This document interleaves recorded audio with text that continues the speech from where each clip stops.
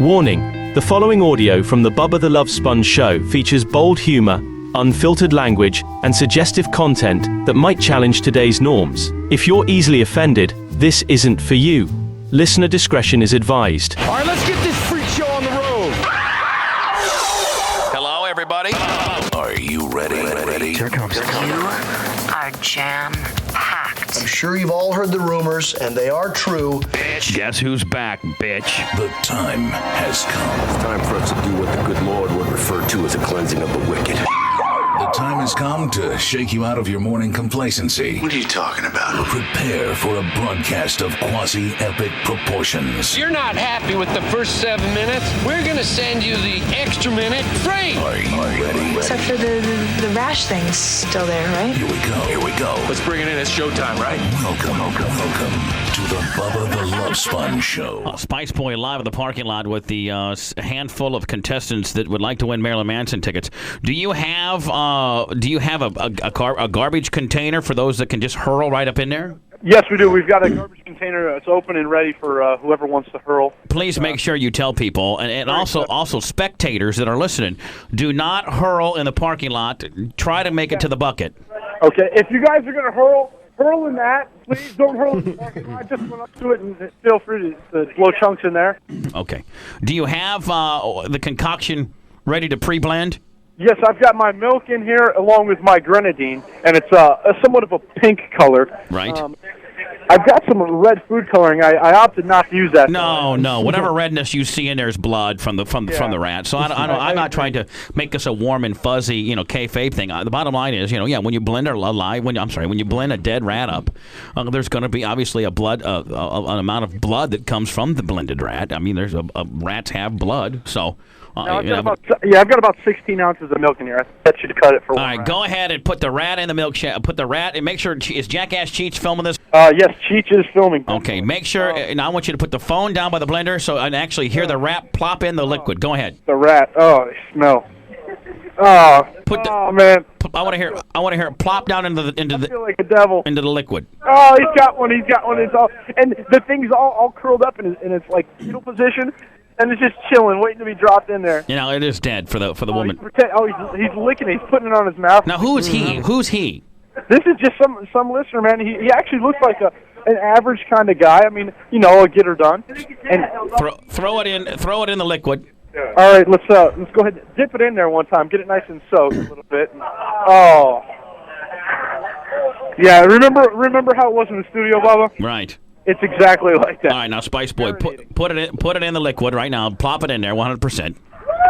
All right, go ahead and drop it in there, sir. Now, Spice Boy, I want you to put the lid on the blender. You put the lid on the blender for me. The lid is on. Wait, not yet. Okay, the lid is on. Tell everybody to take a couple steps back so we can get a good camera. Take a couple steps back. Now, Spice Boy. Yes. Go ahead and hit the blender. We're going to blend this rat up in. Go ahead. All right, here we go. Oh man, I feel real bad about this. Oh, what should I do? Whip? Puree? Now, start out a whip gimmick, and then we'll go right to the puree. Blend the puree? Yeah. All right, blend first. Here we go. Oh, can you hear the chunks? Oh, my God. You can hear the bones getting cracked. Keep it going for a while, Spice. Put the phone down by the blender so I can hear the activity. Oh, man, do you hear that? Those are bones that are all getting chewed up into the blender. Ooh, keep it going. Can you hear the bones? Little rat bones. Hey, Spice Boy. Oh. Spice Boy. Yeah. Don't turn the blender off. Keep it going. Okay, keep it going. You got it. Yeah. Oh, you can definitely. There's chunks in there, There's man. chunks of rat in there. Spice Boy, take the phone and put it right by the blender so I can actually hear it going. Go ahead. Sounds like it's getting smoother now. Just like when you make that frozen drink at home. Yeah, it's nice and smooth. Initially, a lot of ice cubes clinging up in there, and eventually the blades get to it, and it gets all smoothing, and you got just a little bit hunky now. Okay, it's done. Okay, go ahead. Turn it off now. Yeah, it's done, man. Okay, now take 3 cups. Take 3 cups and. Oh man! Oh, the tail's poking out of the top. Oh. Hold on. Give me Lasker. Tell Lasker not to cuss. I want to hear Lasker's play-by-play. Let's listen to this. He'll truly get it. Oh man, the tail is poking out the top. Lasker, I want to hear your unbiased opinion as to what you see right now. I see all kinds of fragments of body parts, of rat parts, and the snout, the little part of the snout still stuck by an air bubble, and the tail's poking out the top. Should we reblend? Should we reblend? No, these guys, they deserve to get chunks. Gene Lasker doesn't have any remorse for anybody who's about ready to eat rat chunks, do you know? No, I sure don't. All right, give me back. Here. Give me back to Spice Boy. Hello. Spice Boy, take that concoction of ratness you just made and divide it into thirds. Okay, this is sick. Now, is it somewhat chunky? There's this one guy that's all about it, man. He is into it. He whipped off the cover, no problem. He's ready to roll. All right. Oh, you've done it before? Yeah. This guy's no big deal. Yeah, I did. He did what now? He did it. Navy SEAL. You were a SEAL? What the hell happened? I didn't know that Navy SEALs carried the blenders in the backpacks. You know? That's the drink of the Navy SEAls, a rat milkshake. I'm a Navy SEAL. My drink of choice is rat milkshake. Not too quiet behind enemy lines. Behind enemy lines. No. What's going on? I got one's in there. Okay, this guy's getting ready to chug away. Go ahead. I just did one for now. Just one. The Navy SEAL guy?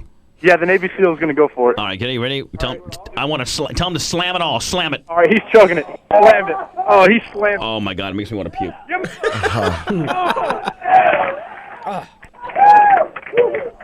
One guy hurled already. Hurl report up to 1 right now? Oh, one guy just hurled. One guy just hurled. How about the Navy SEAL guy who actually drank it? The Navy SEAL guy's fine.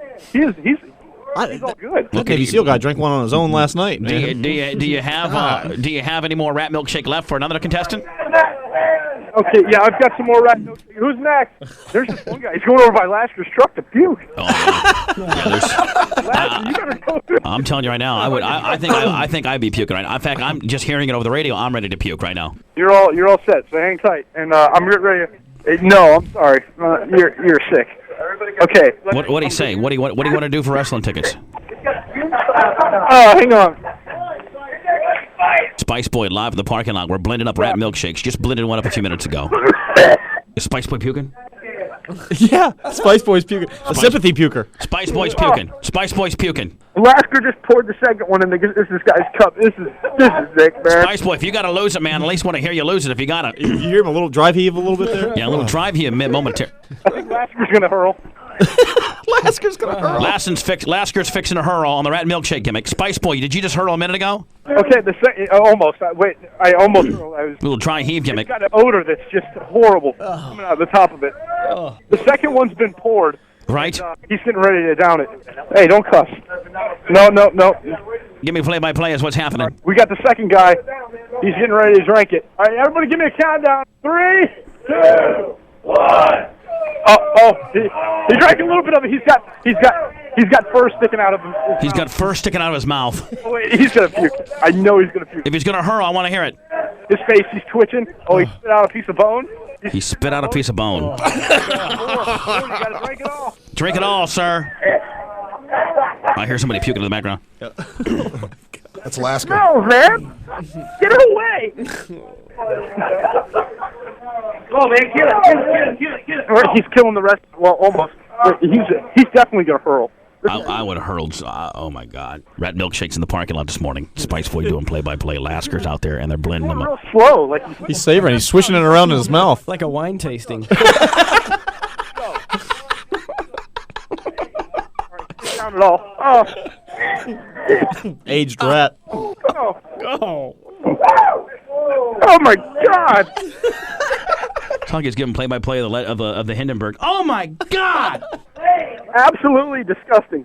One last contestant to end that session. I'm gonna we'll go ahead and blend another batch of the rat milkshake here live momentarily. Can you do the third individual that wants to drink the rat milkshake for Maryland Man's tickets to go ahead and digest the last little bit of this third potion that we have? We're out of a third. Lasker, give him a little nice section. Top it off. Top him off here. All right. Lasker's out there pouring the rat milkshakes. Lasker's always our special assistant when it comes to all the sick stuff. He was a special assistant to the casket gimmick. Now he's a special assistant to the rat blending gimmick. The third guy's about to puke before he even drank it. That's fine. Tell everybody, don't think that you are less of a man if you puke. Tell people that. Don't be afraid to puke. Yeah, don't be afraid to puke. It's okay to puke, brother. Oh, there he goes. There he goes. He didn't even drink it. Spice Boy's puking. Spice Boy's puking. He's over the garbage can. He's going for it again. He just spit it out. He's going for it again. He's chugging. He's chugging. It's down. He drank the It's milkshake. down. It's down. Did you? That is 3 put away. Wow. That guy puked a lot too, man. Yeah. Wow. Spice Boy, I'm going to call you back. Get the next, put more milk, more grenadine, and get the next rat ready to go. I'll call you back in a few minutes. Hold the crowd. You got it. Tommy Habib there's a new show out, and it's about, well, I'm going to let Tommy explain it. Tommy, you there? I'm here. Is this Bubba? Yes, it is. How are you? Great. Bubba the Love Sponge, they call you, huh? Yeah, right, yeah, exactly. Rather than to get in here and me tell the concept of your new television show, I'd rather just have you do it because obviously you can do it the best. Well, we can give it a shot. Go ahead, Tommy. I tell you, my job is to help people in distress if they feel that they're having problems in a relationship. Maybe something has gone awry. They call our show or write into us or email into us and tell us their problems. And if we take the case on what happens, and we have an interview with a client, and you tell me your problems on camera, and then I deploy my detectives. We have over 200 detectives around the country, so wherever you're at, we can handle your case. At that point, they go out and do surveillance and see if... On your spouse or girlfriend or whatever. Absolutely. They see if your feelings are positive or negative, if there is some hanky-panky going on. And if there is, we document the evidence is all we do. And then after we get that evidence... so, I mean, you run some videotape of an individual that's perhaps cheating on their lover? Absolutely. And then... you'll go to that lover and confront them. Well, first I meet back with the client and show them the evidence. Now, all this is on tape, by the way, and you run this on television. It's all on television. And it's called Cheaters, right, Tommy? Cheaters. Our first week was last weekend. Right. And God, it sounds like a great show. Now, at that point, you re-meet with the accuser. Yes. And show them the videotape that you have of their significant other. We do it at the same time. Normally, we set it up and plan it so that the suspect is out carousing again. So at that point, I tell our client, look, they're together right now. Would you like to talk to them? And every time I absolutely want to go talk to them. Do you ever catch them like butt-ass naked banging? I mean, like actually in the act as you take the... I do have to tell you that several stations around the country called us last week and said, hey, Tommy, what are you trying to kill us here? Because we come in under the situation where they are in the act. They are, and they're just people just aren't used to watching television that way. And because we do show you not only the smoke, but a little bit of fire. It's the craziest thing you've ever I mean, like, seen. what's the most provocative thing that you guys will show? I mean, will you actually show, like, the girl on top of the guy, or are you guys, like, I mean... Well, yes. I mean, you get it all. I got to tell you, the last weekend show, there was hanky-panky going on in broad daylight on the side of a house. Now, we obviously blurred it out. Right. But you get the full stroke of what's going on. And then... full stroke, no pun intended. No pun intended.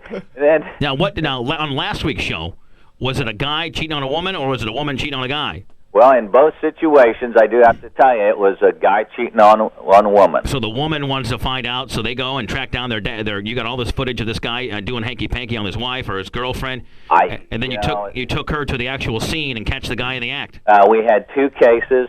The second case, there actually was a sister having an affair with her sister's boyfriend, live-in. Wow. They've been living together 2 years, and the sister was banging her sister's boyfriend. Oh, it was awful. Wow. And but he got the big boot from both of them. Right. And come to find out, the sister that was messing around on the other sister had 2 other boyfriends, and so the guy got really pissed at the girl he was having an affair with because she was having an affair with another guy. It was the craziest thing you've ever seen. Now, obviously, you got some stuff in the can. What can we expect for this weekend that's coming up? Well, we have an exciting show this weekend. I got to tell you, this stuff is so fresh every week. There's no writers could ever write this stuff. You know, the hottest thing on TV now, Tommy, is this reality-based stuff, and that's what this is. I mean, this is reality. This is not scripted or anything like that. You're catching people in the act, and I mean that's the hottest thing on television right now. Bubba, let me tell you, when they say reality, this is reality because these people don't know that they're on camera. Now, what is the general reaction to the people that you're taking, to the victim? What do they? I mean, do they start crying? Do they get pissed off? I mean, what happens? I'll tell you, they go through this whole range of emotion, and they'll be at first they're very shook up, then there'll be anger, then they get, they start crying, and I'll tell you, my job. And now, Tommy, do you catch all this on tape?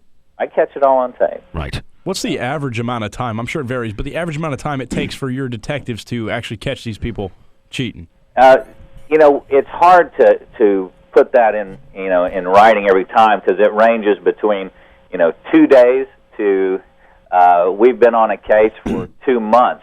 If it's if they're in different cities and we have to do a lot of traveling and sometimes it's just tough to catch them. But typically within 10 days we get all the evidence we need. Wow, that's pretty quick turnaround time. Wow. Yeah, and let me back up because I did talk about there were last week 2 guys being busted, but really there 40 to 45% of our cases are women cheating on men. So it's about half. It's about 50-50. Yeah, it's right up there. Now, is it true that like 68% of all infidelity happens at the workplace? That is true, and I tell you, 95% of the time the spouse knows who the people are. Oh, so usually they're friends. They're friends. And that's the strangest thing, the most shocking thing for me. And I got to tell you, is the fact that the person that they're cheating on is actually a friend of the family's. Correct. Wow. They know them, and that's why when I finally get married, I'm going to have no friends. Nobody can come over. Nobody can come see me. Nobody can see nothing. Hey, Bubba, if you went around your radio station right there, right, you would be surprised how much banging, divorcing is going on in your station. You go into any restaurant, now I can't even walk in a restaurant. The place clears out, so they quit allowing me to go in restaurants. They go, oh my God! Just amongst now, how many employees do we have here at this particular facility? About 400? About 400. Yeah, we're it's a miniature city. Tommy, we got this facility has eight or nine radio stations. There's about 400 people that work in this building, and there's a lot of good-looking people in this, men and women, not that I'm fag, but I'm just saying, what would you say, Tommy, in your best estimation out of 400 people that are in the entertainment business, would you say that there's no less than probably 50 people that are banging? Well, in any one time? Oh, I mean, how many different people do you think are having like inner office relationships undercover behind their back, spouse's back? Through a one year time frame, you've probably had some type of feedback, not necessarily just banging something going on, right? But there's been some type of fantasy thing happening between two people. There has to be at least 100 to 130 of them. Oh, wow. Well, yeah. If you take 25%, yeah, there's probably no less than 100 different people that have banged individuals within these four walls. That's, over a year. That's what the odds would say. Yeah. Wow. I would agree with that too. I'd agree if you with really that think too. about it. Yeah. Wow. This is a shady building. You want to start talking about it a little bit? No. Does anybody need to come clean right now? No, I'll pass on that. I'll tell you right now, working with somebody breeds infidelity. All the time. Business is big that way. Yeah, the entertainment business mostly. Now, what's been the most to date, Tommy? What's been like the craziest scenario that you've experienced so far? Well, I guess one of the craziest was a client that came to me, a young girl, 23 years old, been married 3 years, felt really something had gone awry in their relationship. When it came down to it, we did the investigation. The husband, we couldn't catch him. We couldn't figure out what was going on. Well, finally, we started following this individual that was leaving their house. It was a woman. He was dressing up as a woman and going out and picking up men. And wait a second now. The guy. That's just sick, man. The guy's married to this beautiful woman. She's 23. They've been married for 3 years. Unbelievable. He goes out, and rather than cheating on with her with women, he dresses like a fag girl and picks up girls? Oh, no, picks up men. I mean, fags out and picks up men? Yes. It was the craziest thing. And we had our detectives, they were dumbfounded. They couldn't figure out what was going on every time they kept seeing a woman leaving their house. And they're going, well, who is this woman? And they finally followed her, and we put some cameras in the house, and wow. There you go. It was this guy. What's the percentage of relationships that are repaired by this and relationships that are dissolved by this, Tommy? Well, what it definitely does is we empower people with the truth so they can make some smart decisions. Do you do a follow-up ever? Excuse me? Do you ever do a follow-up, Tommy? Oh, every time we do a follow-up, and I just did one, and it was on a young couple. They were 21 years old. They'd been together for a year and a half. They had a 6-month-old baby, and the guy was was out messing around, and he hated me. Oh, my God. After this confrontation, he thought we were the devil. And then we did a follow-up a month and a half later. First question out of my mouth was, what do you think about me right now? And he said, Tommy, I've got to tell you, I wanted to kill you. And he said, it took me about 2 weeks, and I came to the realization as I was trying to make this marriage work. And we send people to counseling and try to get them help. If they want that, we'll give them whatever they want. He said, I got to tell you, it wasn't you.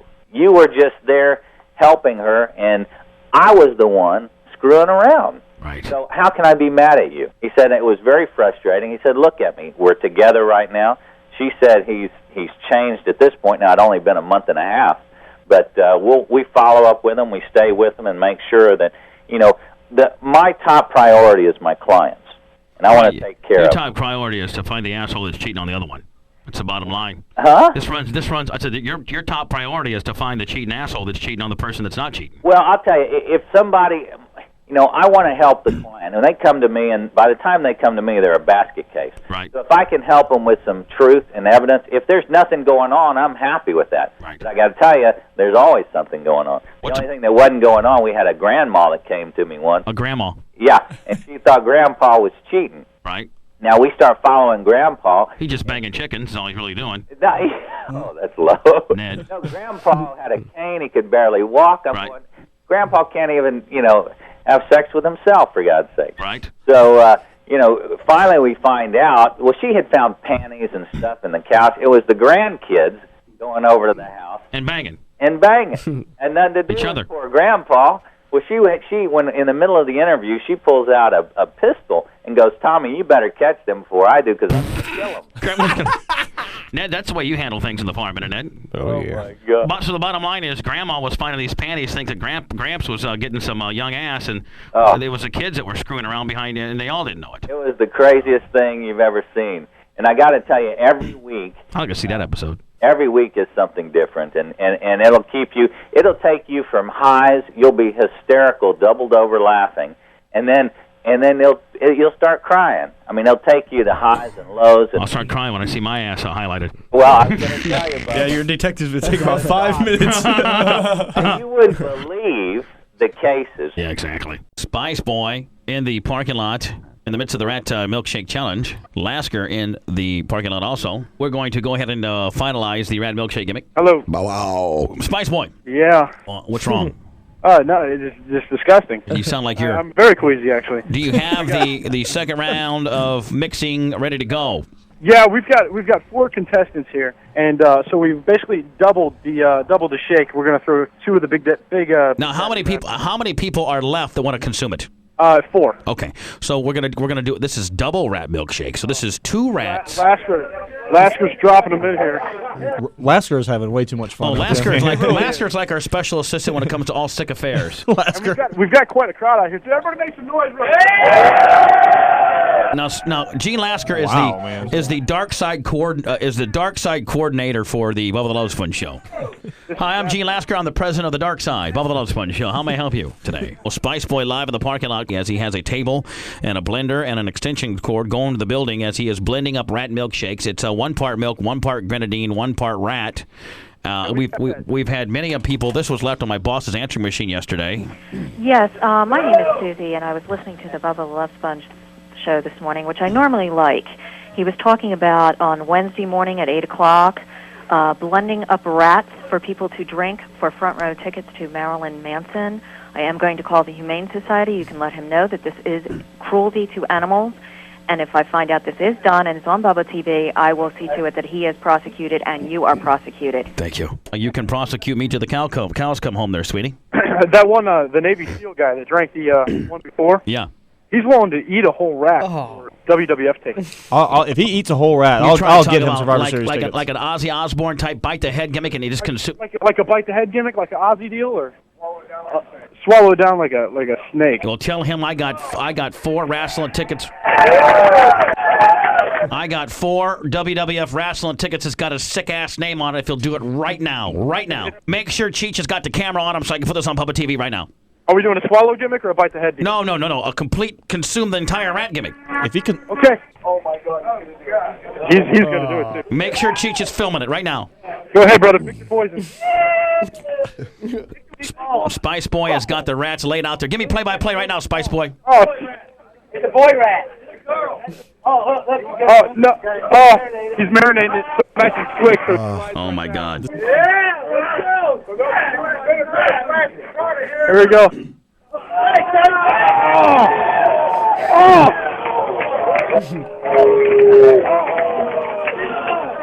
Oh. You swallowed. Oh. Are you gonna puke? Oh, he's chewing it up.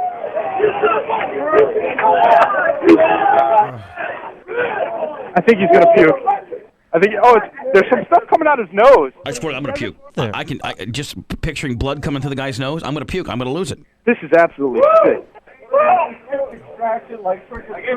It's down. He's just trying to keep it down. Oh my God. He's gonna puke. I guarantee you. He's gonna puke. If he's gonna puke, give me. I want to hear the play-by-play puke. Give me. Oh, wait, he's puking. Move. Oh! Oh, wait. All right. Oh my God. I gotta come out here. He spit up something. Let me see.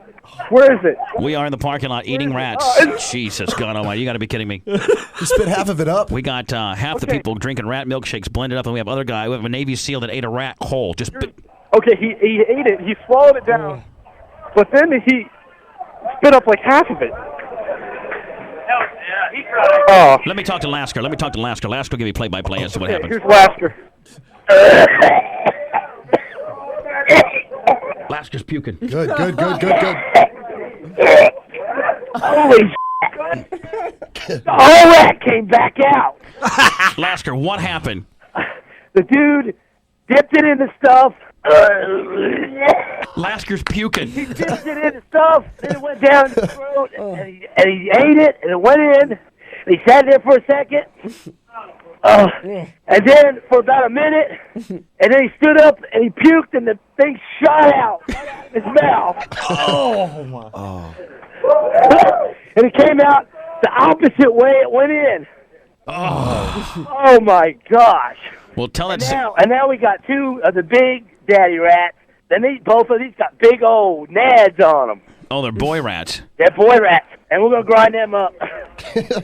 And then we're gonna have hurling havoc because we gotta have all four of them do it at the same time. Hurling havoc, according to Gene Lasker, ladies and gentlemen. Lasker's dying out here. I'm telling you right now. I'm crying. And you're puking? Spice Boy needs a day off because I can't believe you're making him do this. Wow. All right, give me back to Spice Boy. We're gonna. Hey, you work the blender, Gene. Get on the blender right now. Hello. Yeah. Okay. Now get Lasker on the blender, and you get play-by-play. Let's blend them up. Oh, can you hear the bones crunching? Hey, that's 1,800 RPM. And we're at 2,200 RPM. One of them don't want to grind. Look at his head down. One of them doesn't want to grind, so Lasker's putting his finger in the blender, keeping its head down into the blades. All right, we're on full blast, wide open, 7,700 RPM. 7,700 RPMs. Oh, can you hear the bones? The top off the blender while it's going. Tell Lasker to put his big-ass grease monkey wrench fingers in there and keep the rat heads down. Don't you take that top off. Lasker took the top off, man. Is the blending almost complete, or is it still chopping up a little bit? Yeah, we as Lasker says, we hit 7,700 RPM. Yeah, of course, Lasker is the king of RPMs. Got a whole head. Lasker's holding its head, the rat's heads down into the blender so the blades chop them up. Lasker, the special assistant to the dark side operations on the Bubba the Love Sponge show. Okay, we're set. Okay, now we're good to go, man. Now take all four cups and you know. 4 cups. We're set. Pour the milkshake into 4 cups. The rat milkshake. Oh, it's real chunky. It's real chunky. Describe the chunks. Is it head? Is it eyes? Is it feet? Is it tail? What is it? It's hard. It's a little bit of everything. I mean, these rats really got blended up real nice. Right. Oh, Lasker's in there. Lasker puking? Yeah. It's one of the most popular segments on the Bubba the Love Sponge show. It's the infamous rat milkshake. We have 3 cups poured. One more is Lasker. I just heard Lasker say there's an eyeball. Okay. I know about all this. Okay, all right. Now, these are we're going to wrap up the rat milkshake gimmick here in its entirety. Okay, we've got all 4 people here lined up with cups. Okay, tell them, please, do not puke in the parking lot. Make it to the bucket, please. Tell them. Okay, wait a second. They're chanting like they're drinking beer. It's like a big-ass fraternity party out there. Oh, look at the fur. We got a guy with fur hanging out of his mouth. We got a double war shipper that's ready to go to Maryland. Have all 4 consumed? Yeah, that's it. Any puking going on right now? No puking. They're all holding it down. Kick ass. They're all a bunch of sickos, man. Wow. Tampa Bay's rock station, 98 Rock. Johnson, I need these done in an hour. Miss Carney and I are going to do some research. I need it in an hour, or there's going to be mayhem to pay. Come on. I'll show you mayhem. With WWF Backstage Mayhem, you can catapult WWF superstars over walls, break through doors and concrete blocks with over 10 slammin' action sound effects, wreak havoc with alarms, working soda machine, and a flushing toilet. You want this in triplicate? WWF Backstage Mayhem by Jack Specific. Ed, how do you intimidate another player?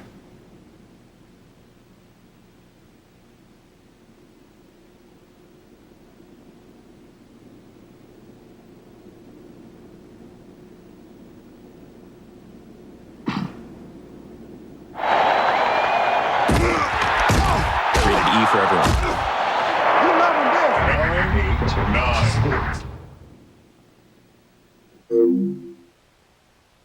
What's my name? Shaft! Bad has never been better. Heard you quit. You think that makes me less dangerous? Now meet the man. Samuel L. Jackson is Shaft. Can you dig it? Rated R. Rent it today. Do you remember why you fell in love with football? Touchdown dances, miracle comebacks, great personalities like Snake, Hacksaw, and Billy Whiteshoes, muddy uniforms, tailgate parties in the snow. Football isn't supposed to be clean and neat. Football is supposed to be fun. On February 3rd, it will be again. The XFL, coming this February. It's real football. WXTB FM, Clearwater, Tampa, St. Petersburg. 98 Rock. It's Tampa Bay's rock station. Tampa Bay's rock station. Bronco Rick. What's up, Bronco Rick? Hey, Dave got one big lucky catch yesterday. Hold on, Dave caught. Wow, dude. Dave actually caught 3, didn't you, Dave? Well, that was just a couple of them were just lucky turnaround that happened to be in his hand. God, you're just mean, Bronco Rick. Like fat ass. I'm gonna have to box you next time. Oh yeah. Dave Moore will box your ears in. I watched most of that game, and I tell you, the Bucks were. I mean, you got. I'm gonna get a lot of heat. They were lucky. Had their chances. Packers should have won that ball game. I tell you what, if Brett Favre about all that. Brett Favre plays that game, Bucks lose the game. Good teams don't lose 4 games in a row. Okay. Hey, Bronco Rick, why the dick type attitude today? He came out fired this morning. Oh, yeah. I met the guy at Bubba. He was nice as could be. Now he gets on the radio. He's just talking trash, you know. You're a lot nicer in person there, fella. Yeah, Bronco Rick, you're a lot nicer in person. Well, you know, that's when he's standing in front of you. Yeah, he's a little bit bigger than you are. It's amazing what a microphone and distance does. Well, no, when I shook his hand, when his hand goes around mine, there's a problem. Yeah, exactly. Hey, you need to give me some leopard skin. I need to look at some leopard skin samples. Can you get those for me? I got 2 crazy ones that you were looking for. Yeah. On that chair. I'm getting some stuff reupholstered. The butt pillow? Oh, yeah. So you're moving in your house? Leopard skin. What's that? When are you moving in your house? Probably a week from today. You ain't gonna do your couches and everything out of that, are you? Maybe. Oh my God. Why not? I'm Mac Daddy, bitch. And the bad thing about it is I thought I was moving closer to my idol, Mike Allstott, but it looks inevitably that we may have to sever that friendship. What the hell is that all about? I don't know. He got heat with me. Mike Allstott got heat with me. What is there? People in the locker room there chipping in his ears? Probably. Stand by. Can I get you to say anything to Bubba, please, Mike? No. I just got a job to do. Can you give me anything, please, Mike? Why does it got to sound like the boot? I just got a job to do. That's Whitey's interviewing style. Well, because why do you know he gets asked? He walked up to me yesterday. He walked up to me. This was in the parking lot. Right. When he gets these guys, he walks up. He says, "Okay, what do you got?" And he just sticks a microphone. We don't ask a question. What do you got? What do you got for Bubba? And he sticks a microphone. What do you got mouth. for Bubba? Well, that's why Brent will be in the studio. Will be either Brent or Spice Boy will be in the locker room from this he point gets forward. what you need. I mean, well, I think Brett's a lot more intimidating. Look for me, Dave. What's that now? I know Spice will be like, "Hey, what's up?"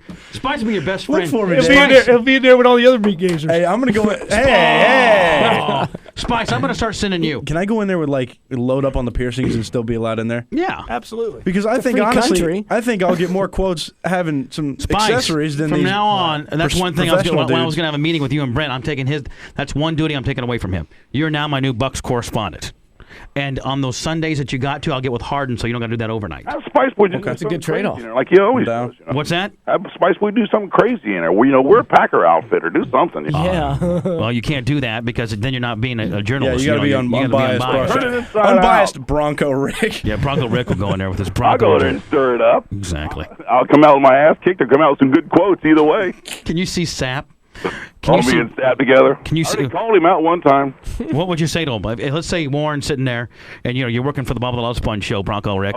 Okay. Now hold on. Now I got and your boss, me, tells you, Bronco Rick, go in there and repair that relationship between me and Sap.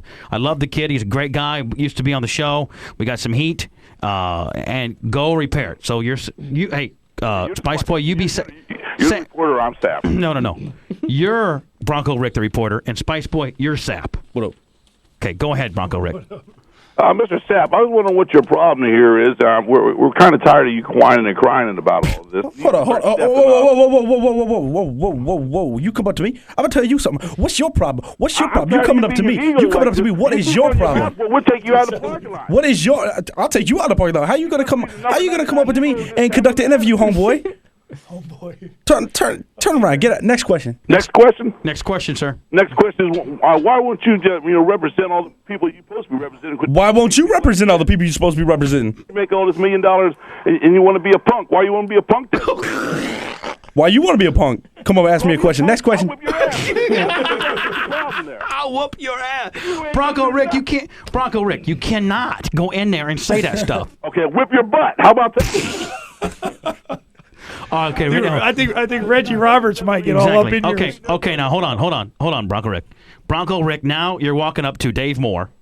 Very show friendly, and you got to identify yourself who you're with. I'm Bronco Rick from Bubba the Love Sponge show. You got to say that. And Spice is going to be me. Oh yeah. No, hold on. No. Hold on. Now he has to get that phlegm in his throat. You got to get Bronco Rick. You got to walk up, identify yourself. Okay. I'm ready. Okay. And now Spice Boy is Dave Moore. You're interviewing Dave Moore. Talk about his catches. Go ahead. Oh, yeah, Dave Moore, this is Bronco Rick. Hold on. Bronco Rick? Is that what he said? Hold on. Why you told me go up and I know, but you don't change your voice and start acting like you got big. You just be yourself. All right, go ahead now. Go ahead. Hi, Mr. Dave Moore. This is Bronco Rick, and I'm here Hold for on. the Love Sponge show, and I want to talk about your lucky catches you had here today. Hang on. Concussion you walked off the field crying about. Well, yeah, it was a tough one. The coach, he came at me. He called a triple XYZ deal. I went out. Last thing I remember is I put my hands up. Next thing I know, I'm on the sidelines with a towel over my head and snot coming out of my nose. Go ahead. Mr. Moore, good ball players walk off the field themselves. They don't have people carry them off, And I wonder if you can, give me That's what Bronco Rick would ask Daryl Stingley in his wheelchair. I good ball players who walk off the field with power. Now, hold on. Kick it with their dad. Dave, I did walk off the field. Yeah, Dave, respond to that, Dave. Respond to that. Well, I was trying to. You did walk off the field. I walked off the field, but I didn't know I was walking. Right. I actually was thinking about eating sweet potato pie. Right. And next thing I know, I'm on the sidelines with a towel over my head with snot coming out of my nose. Right. Next question is, hell, I don't know. I know you're taken back. I know you're taken back by my wonderful quotes. I just want to go to Ray's Hell, and that's why I want to do, just piss them all off. Then we're really You get the locker room all riled up. Exactly. Oh, I'd have them all riled up. They say, get this Pinellas Park idiot out of here. Pinellas Park white trash son of a bitch. That's what it's all about. Now go up there and interview Brett Favre. Spice Boy, you be Brett Favre. Oh boy, Southern boy, good old boy. That might be a job for Manson. No, I'll be Brett Favre. I'll be Brett Favre. I'll be Brett Favre. Interview me. Okay, I'm Brett Favre. Brett Favre, what is your crybaby problem? Hold on now. Hold on. You didn't identify. You didn't identify yourself. Stick with upholstery. Okay. Hi, Brett Favre. This is Bronco Rick from the Bubba Love Sponge show. What is your little crybaby problem with 99 Negro sacking you going off the field, putting a bag of ice and crying like a little bitch off there? Can you give me something on that? Why can't you be a real man to go out there and play like a 2-time MVP player here. What's your problem? Well, as a matter of fact, I'm 3-time MVP. I was waiting for that. So just get your facts straight there. What's your name again? Bronco Rick. Bronco Rick. Okay. Well, let's talk about your quarterback situation there in Denver. Okay. And in fact, that your guy there got convicted of a DUI. Let me tell you something. When I had a drinking problem, I went and got help for it. So, bottom line is I wasn't driving up and down the streets jeopardizing the citizens of Denver when running around there. Take pills and drive around. Is that what you're telling me? When I used to take my pills, I was an MVP. Vicodin MVP stands for more Vicodin, please. So bottom line is, I don't think you got any justification to be up at anybody. Who gave this guy press credentials? I have 2 Super Bowl rings, and you only have 1, Brett Favre. Can you give me a quote on that? Well, last time I checked, I didn't know that you were part of the roster of the Denver Broncos. When I played the Denver Broncos out there in San Diego, I don't remember you being part of the team because I certainly would have recognized a big fat ass pimply faced bastard like yourself running around here because you certainly don't look like Bill Romanowski to me now. I got sacked by that bastard 3-4 times, but I didn't see your fat ass up in there playing ball now. You don't got 2 Super Bowl rings. Your team's got 2 Super Bowl rings, which means you're a big fat ass watching the game on the couch, living vicariously through your favorite African-American ball players for the Denver Broncos. True? False? That's very true. That's beside the point now. All of a sudden, Bronco Rick's turned hick now. You notice? That's very true, but that's beside the point. That's the Florida cracker coming out. Exactly. Last thing for you, Bronco Rick, as you are the Bubba the Love Sponge radio correspondent to the Bucks, walk up and ask Mike Allstott why he's got heat with me. There's something's wrong. Oh, well, give me somebody to talk to. Okay, who's going to be Allstott? Not me. Okay. I got to go in the locker room. More. You be Allstott. I can't be Allstott. Just be Mike. Come on, Dave, loosen up some. Just be A-Train. No, you can talk in your regular voice, but just be A-Train as to why he may have problems with me. Go ahead, Bronco Rick. Identify yourself. Hi, Mr. I said this is Bronco Rick from the Bubba Love Sponge show, and I was wondering, why do you fumble the ball so damn much? No. Bronco Rick. I told you to ask him why he's got problems with the show, not why he fumbles. Okay, I'm ready. Dumbass. He would be a pretty good correspondent. We get some good quotes, wouldn't we? He's not afraid to ask anything. All right, go ahead. Ready? That was part of the Bubba Love Sponge, being real. That's what I'm going to be real about. 3, 2, 1. I'd like to see him do that in person. Go ahead. Mike? You didn't Dave, come on. You didn't hanging there. Mike? You got to identify yourself, and you're talking to Mike Allstott. Go ahead. Hi, Mr. Allstott. This is Bronco Rick from the Bubba Love Sponge show, and I was just wondering, can you give me a couple of quotes on why don't you just go on the Bubba Love Sponge show, and if you want to supposed to be your friend, we'll step up and we'll see what you have to say about him. No, not right now. Is that all? Is that how you're going to be weak and not say nothing? Most men will stand up and say something. You sound like your boy Sapp over in the pit. You don't ever want to say nothing. You say, "Oh, next question, please. Next question, please." Not right now. That's it. You're just a simple little white boy. Okay, all right. Dude, he lasts 5 minutes in the locker room. Somebody would be all up on top of him. Somebody get him credentials. He's going to be the next home game. I swear to God he is. Dave Moore, you know that he didn't have – he backed right down just by meeting you. Unbelievable. We were standing right there. He came over. He's like, hey, I'm Bronco Rick, Exactly. Shakes my head. And I was like, hey, man, it was nice to meet you. I'm like, he's not that bad of a guy. Now you look to him like, yeah, it's a lot different when you're in person. You're just hanging out there looking lonely or something. Hey, let me tell you something. Busy, you're alone, right. hanging out, Tell Brent. It was a pity thing, huh? He's doing you a favor. I appreciate that. Tell Brent and Whitey they're fired. Bronco Rick is the new Bucks correspondent. When I get done, they'll interview me. They're going to interview you. That's right. So, Bronco Rick, when did you become such an asshole? Bronco Rick, tell me the trials and tribulations of upholstering cars for a living. Pretty much sucks, Well, huh? you got to get all the wrinkles out before you glue it. The most important part is the staples on the bottom. And what really sucks is when you get the 6-way power seats. You got to nip and tuck, you know what I mean? Big-ass Dave Moore in the studio this morning. And the reason we picked Dave is because, one, Dave's kind of like a guy's guy. We don't ever have the most flamboyant guy in the studio. We like to have the most real guy in the studio. And Dave's kind of the working man, kind of like Culpepper was. Mm-hmm. And Dave says it like it is, not afraid. Plus, he can, he's pretty big, studly. Chicks like him. Happily married. Starter, tight end. Now, are you still like, Dave, statistically, are you still like up there with Jerry Rice on how many times you catch the ball and compared to touchdown ratio? Yeah. Like 14.2 times or something like I don't know, something like that. But yeah, it's a percentage. How are we scouting the Bears? I mean, anything particular? We're scouting. They got weak linebackers, not very good. Theory's gone. He was light. You could push him around. He was like, honest to God, he's like 250. It's kind of nice when you get somebody a little undersized for a change. Out of all the defensive ends that you had to face, who's the worst? Reggie? Yeah, by far. I mean, it just make you look stupid. Yeah, I lined up in the backfield. I'd go in motion. I'd hit him on the run, and he's one man I don't think Reggie White, of course. ever moved. Now, Reggie's not much of a smack talker either, is he? No, he doesn't say too much. I tell you what, that's one man you don't want to get fired up, though. Like, if you kind of cut him from behind or do something cheap, right? He starts reciting stuff from the Bible, and then you might as well just say, "Get me out of here," because he'll start killing people. Seriously, he'll start saying, "Thou shalt not have done that to me, the jabroni." Whole fire and brimstone stuff, and once you hear him start, you hope your backside because he's coming. How's Dunn doing? Is Dunn hurt? Somebody said Dunn might have been hurt. I think he just got a stinger. Yeah. He was fine after the game. It's amazing. He hasn't really, seriously been absolutely. hurt yet. Yeah, because as small as he is, I mean, How small is he, Dave? He's little. I mean, he's, I don't know. 5'8", 5'7"? No, he might be 5'. He's a 5'8", 180. Is he 5'8"? That's what he's listed That's what they say. So he's probably about 5'7", 165. 65. Yeah, no, he's little. fast, little bastard, though. He hauls ass. Yeah. Randall McDaniel was laughing because he was blocking a guy, and he actually ran between him and the guy he was blocking. It's amazing. and the defensive end didn't even notice. You'll see him go after the guys, and Dunn will come out from underneath. Yeah, his center of gravity is so low. Yeah. Did you and Dilfer communicate? Yeah, I did. I mean, every time we got down, around the end zone, he'd look for me. Right. Like statistically, I didn't have a lot of catches, but I mean, every time we got down there. Did Dilfer get a bad rap, or did he suck that bad? Some of it, he wasn't real smooth with the media, so he'd always leave himself open to take a we beat. killed him. He beat one of my guys down that one time. We should have sued him.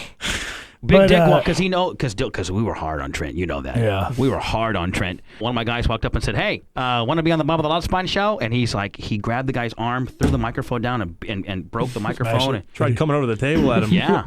Really? I wish. Yeah, we could have sued him right there, but we didn't. I didn't hear that story. Oh God, it was huge. He was all in the it was in the newspapers and the media and everything. Yeah. Oh yeah, it was great. Did he get a bad rap, or did he suck that bad, or was not that smooth with the media, or Well, he didn't make a lot of good decisions overall, but athletically he was well capable of being a star. His deal. Oh yeah. In the league. And offense, we were concerned. We would run throw. I mean, basically, you can predict. It surprised me last week, like our first 3rd and 1 situation. And you threw. Yeah. Right. And I get in the huddle, and I was like, I thought I was hearing things, because we'd always line up in 3 tight ends and just beat them to death, right. Now, does Sean call the play? Obviously, Sean calls the play, right? He calls him in the huddle, yeah. Right, exactly. Do you guys ever bicker and bitch and moan inside the huddle? Last year we've always had a defensive player on. Yeah. And defensive guys, the defensive team they don't even huddle really. They just got to get the call. Yeah, they got time to chill out. You guys huddle, actually huddle. Yeah, we have to. Yeah. Yeah, because you got to figure out what the heck is going on. And defense kind of all mob up, and the linebacker goes, okay, we're doing a 46, strong side, whatever.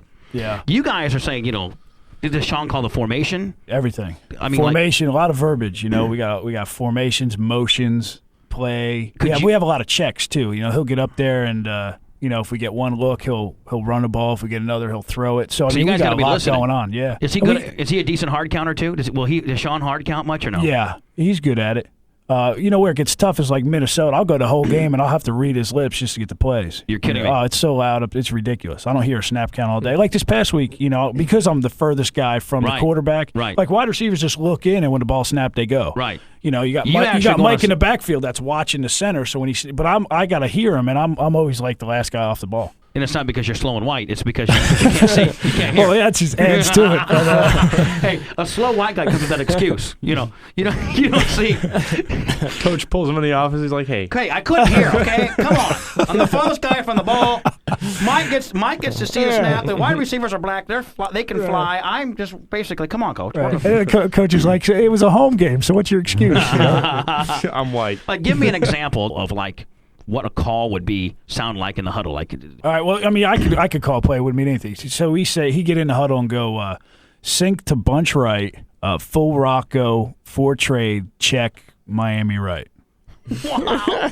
Hell no. I'd still be standing there saying, what? I played football. Yeah, have you And ever I- in your career gone, what the hell, and have to ask somebody, No. what are we doing? What Actually, are we doing? in the game a couple times, if you can't hear them, like once they break the huddle, I'll walk over and be like, what was that? Right. And I've been dinged a few times. Meanwhile, the play guy. clock's at 4, and he didn't have time to tell you. He's trying to run up the line. That's why it's the Just last go one off the right. line. Just go right. Cut you it know? out. Block the black guy. When I used to play fullback a little bit, I got KO'd one game, and I'm standing in the huddle, and he called a play, and I was like, yeah. No. I looked at him like he was speaking Spanish. I wound up going the wrong way. I had a pulling guard run into me and everything else. I mean, all you people listening to the show, you have to realize you can say what you want about the quarterback of the team, but they got to remember all that, know how to execute all that, know how to check off on all that, and what you just said. And that's Right. just a standard play right there, what you just said. Yeah, right? that's nothing. And You know, they're we got getting some knocked long and down all short. day too. I mean, Yeah, exactly. Now, will he say on the count then on 2 or on But first all sound? check with me are usually on 2 unless they say, disregard the check, which means it'd be on 1. Hold on, man. If Sean was to try to hard count a team, Yeah. what would he say to you guys in the huddle? What would he say? I mean, how would he He'd say? be like, hang in there because it's going to be on 3, And he'll kind of give you a heads up. He just won't say, when they call that, you're thinking about where the heck you got to line up, no less Right, what right. you're doing. And then he says, I write 16 switch trade on 3, and if you just said it in that kind of monotone, you'd have half the guys jumping off sides. So before Right. he says a play, he's like, I'm going to go on 3, and then he'll be like, He'll say, okay, guys, hang in there because I'm going to go on 3. Will he say I'm going to hard count him or no? Will he just no, say, he won't say I'm going to hard count him. A lot of times, when we get the game plan early in the week, we Right, have right. certain plays that we're going to call on 3. Right. So all week, every time I run this play, I got to sit in there because it's on 3. I know, having played high school ball and stuff like that, everybody jumps offside when it's, but I guess being in the pro ranks, it's your job not to.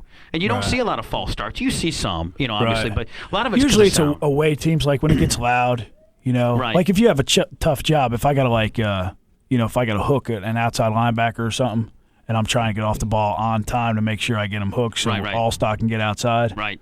That's got to be the toughest call for you is hooking that outside linebacker, that fast black guy that can run like a Right. 4.40. Can fly. And you got to. And his arms are twice as long as mine, so I got And to. he's automatically got an angle on you, so you got to go out Right. here and get him.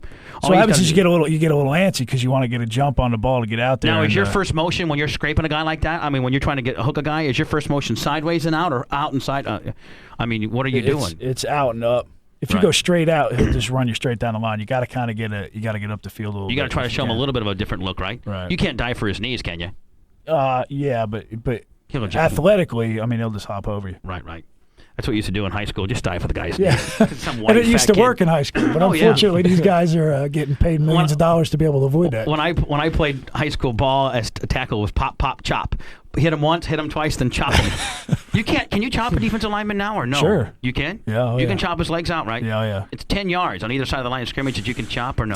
I think it's more like 3. Once you get tackle to tackle, you can chop like a defensive. I mean, I can be running 30 yards down the field and chop a DB as long as I hit him from the front. I can't come from behind. Oh, really? But like between tackles and tackles, I can hit a guy behind him or wherever pretty much I want. You can just can't you can't high low him. Can you crack back?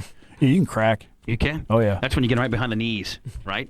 Well, if he's running the other way, you can jump on the back of his knees and get away with it. That's straight from Jersey. I'm going to jump on the back of your... Hey, Spice Boy, if you're running from behind and if I can catch you, I'm going to jump on the back of your knees. I'm going to jump on the back of your knees. That just fixes such a blowout. It's horrible. Now, you can't, no matter where you are in NFL, you can't high-low a guy. No. Meaning one guy go high and that guy go like low. if I'm going to block a guy straight and somebody else goes to cut him, they call that a chop block, and Right. you can't. But meanwhile- They fine you for that and everything. Meanwhile, if you're coming in on me and I'm either a tight end or a tackle, and you're a defensive tackle, and I hit you once, but then I go low and hit your legs, That's fine. As long as if you're the guy going strike and start up top, go bottom, I can pretty much do anything I want if it's 1-on-1. You don't see a lot of offensive linemen going low, though, do you? No, but you know why? Because these guys are good athletes. They'll jump over you. Yeah. Like Reggie White, you would think you can't move him, you just chop him down, Right, no. That sucker would jump right over you. He'll hurdle your ass. Yeah. Then he's going to get a sack, and you're going to look stupid in films. And Yeah. they're going to say, hey, more. What were you thinking? More. Get Evil ready to go. We're going to prank call some of Dave's friends from Jersey. They probably got some foul mouth on them, too, Dave, aren't they? Get ready with your button there. Who you calling? John Dempsey. Damazzi? Damazzi. It's an Italian guy. Hello? Hello? Who am I speaking with? Hello? had to hang up. He's so undercover New Jersey style, he won't even answer the phone with hello. He just picks it up. Listen, you got some deaf mute friends, man. He's so sopranoed out. Yeah, he's so soprano. He's all undercover. So Jersey short out. Looking around. He saw private number mark. He's like, You have to say the secret code word before he says hello. You got to say, the grass is green. Oh, hey, how you doing, Joe? Fine, I'm just here chilling out. This is Joey Pots and Pans. Just Joey Pots and Pans. Billy Bag of Donuts, man. Got a shipment coming in on the south side of LaGuardia. Taking out a big truck of big screen TVs here at 4 o'clock this afternoon. You got the cop He's car? like a major attitude guy, too. I'm surprised he didn't say it. Try it again. He was all about not talking. Listen, he'll pick up the phone. Yeah. Hello? Yeah. Who am I speaking with? Who am I speaking with? Yeah, I got a caller ID here. Who called this number? Who called? You called me. It's none of your business. I said, who am I speaking with? Why are you calling me? Why am I calling you? You called me. This is Evil Knievel, and if I ever see you, you motherfucker, I'll rip your head off. Stop calling me on the phone, you motherfucker. What the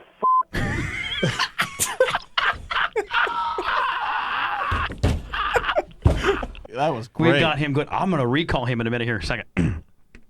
He's going to go off, too, if you call. It's okay. This is Mike. You can tell they're straight from Jersey with bad attitudes, too. They all fall for it, too, don't they? Hello? Hello? Yeah. Who am I speaking with? Who's this? Yeah, I got a caller ID here. Who called this number? This is Mike Kane. It's none of your business. I said, who am I speaking with? Why are you calling me? Excuse me?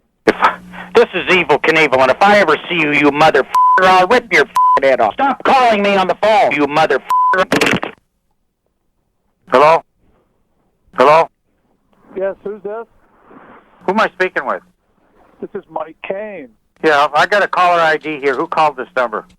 Mike Kane. It's none of your business. I said, who am I speaking with? Why are you calling me? This is Mike Kane. This is Evil Knievel, and if I ever see you, you motherfucker, I'll rip your head off. Stop calling me on the phone, you motherfucker. Right. Hello? Yes? Who am I speaking with? God. Yeah, I got a caller ID here. Who called this number? Right, exactly. It's none of your business. I said, who am I speaking with? Why are you calling me? Because I hate your guts? Hello? Because you're a moron? Hey, Mike. Yeah. This is the Bubba the Love Sponge show live in Tampa, Florida, and we got Dave Moore in the studio this morning. Oh, great. Does he know John? Yeah. Does he know John, your buddy John? You know John DeMazzi. Yeah. Yeah, we just called him, too. And he, I can't believe I was like ready to go. Now, Mike, you got. Am I live on the Yeah, you got to watch the F word a little bit there, boss. Well, you know, I get an antagonizing phone call like that, and I was pretty calm, I thought. For and Evil Knievel was ready to kick your ass. I'm thinking, how did Evil Knievel get my phone number? You're like, I'm just some Jersey dude driving my car. How in the hell did the asshole Evil Knievel get my phone number? I'm at the phone place. My foreman just lost his telephone. I'm thinking, wait a minute, who's calling me? And it's Evil Knievel cursing at me. When you're on the back side of it like you are, does it sound real? Because we took Evil Knievel's interview when he called us up, and we chopped it all up as if he was calling. It sounds pretty real, doesn't it? Well, it sounds, the first time it's amazing, and then the second time it's like, you can wait tell a minute, you this can. guy's not answering my question. All right, Mike. See you later, buddy. I think we should do John on the redo and then interject just prior to him cutting an F-word promo like Big Ass Mike did. Stand by. Now, how big's John? He a big boy too? No, he's probably. Yeah. Hello? Yeah? Who am I speaking with? Who am I speaking with? This is Evil Knievel, and if I ever see you, you motherfucker, I'll rip your head off. You know who you're talking to? Yeah, I got a caller ID here. Who called this number? Yeah, I called this number. I'll give you the biggest beating of your life, Evil. It's none of your business. I said, who am I speaking with? Why are you calling me? Who do you think you're talking to? Stop calling me on the phone, you motherfucker. Hello? Yeah. Who am I speaking with? Hello. Hello? Hello. Who am I speaking with? Who am I speaking with? This is Evil Knievel, and if I ever see you, you motherfucker, I'll rip your head off. Stop calling me on the phone, you motherfucker. Hello? All right, I had enough of this. Hey, John? Yeah? This is the Bubba the Love Sponge show in Tampa, Florida with Dave Moore, and you're live on the radio, and we just pretty much tricked the hell out of you. Oh, yeah. Okay. He's still pissed off. He still wants to fight evil. John's still all bowed up, ready to kick some ass right now. You're damn straight. How you doing, Johnny? I'm breathing. What's Johnny do for a living, Dave? What are you doing now, John? Busting balls. You got any big screen? You got any big produce trucks coming out of LaGuardia you got to take down or anything? Oh, yeah. We can do anything you need up here. Whatever you want, we'll take care of you. I need about 400 big screen TVs. What about some of them DVDs? Oh, yeah. You know what? I need about 2,000 DVD players. Right now, I'm in the business of computers. Okay. Right now, I could use 100 laptops. Give me a bulk price on 100 laptops. That's not a problem at all. We can work on that. Dave, thank God you made the National Football League because this is where you were headed, brother. Tampa Bay's rock station, 98 Rock. I don't think any of us thought the Bucs were going 16-0. If the defense was so good, they should have stopped them. It was really exciting to see the Bucs come back. And it doesn't look like that coaching Les staff. Steckel's got a decision. Well, did you hear what I said? It was one game. This defense deserves Shut the hell up and listen to me. You're full of crap. Goodbye. 620 WDAE, the sports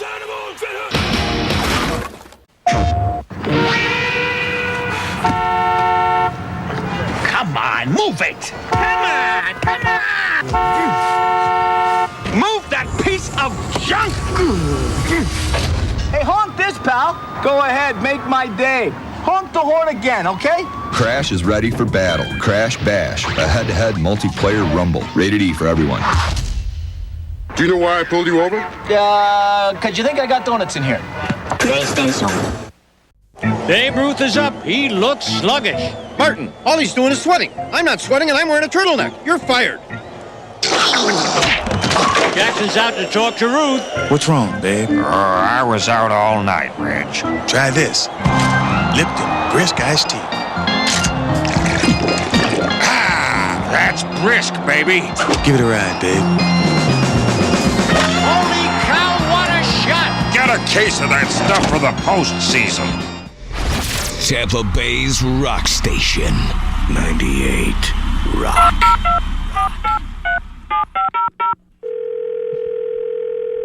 Hello. Yes. Is this the Iraqi embassy? Yes. How are you today? Fine. What's going to happen over there, you think? I got some relatives that live over there, and I'm scared to death. Well, ask them to leave. Well, I can't get a hold of them because they've severed all communications. You don't sound Iraqi. I have no idea. What? I have no idea. I mean, I just called my congressman. He told me to call you, and I'm scared to death. And your response to me is, I don't know. we don't know. I mean, there's 22 million Iraqi people there. No. This woman, my brother lives over there. He's an American. Why he lives there if he's an American? I don't know. He went some kind of something. Now, are you Iraqi? I'm Iraqi. What the hell is Saddam thinking over there? Whatever is Clinton is thinking over here. Well, what do you mean? What's Clinton thinking over there? You guys are the ones that are building up germ warfare, and Is that what your president said? that's what everybody's. You believe him? Yeah, I believe him. Yeah. Don't believe a word from whatever. Well, let me ask you a question. I want to give you the benefit of the doubt. What do you think's happening over there, and why do you think we're blowing? I have no idea. I would like to disconnect this call, please, because I'm extremely busy. This is what you're going to be hearing next, bitch. All your relatives. That's right here. Kick your ass, you whore.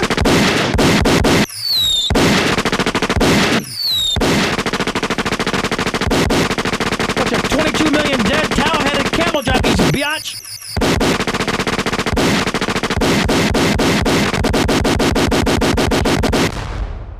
Hello? Hello, are you there? Yeah, that's right. Don't mess with me, freak. I got the little gimmick right here, sound effects.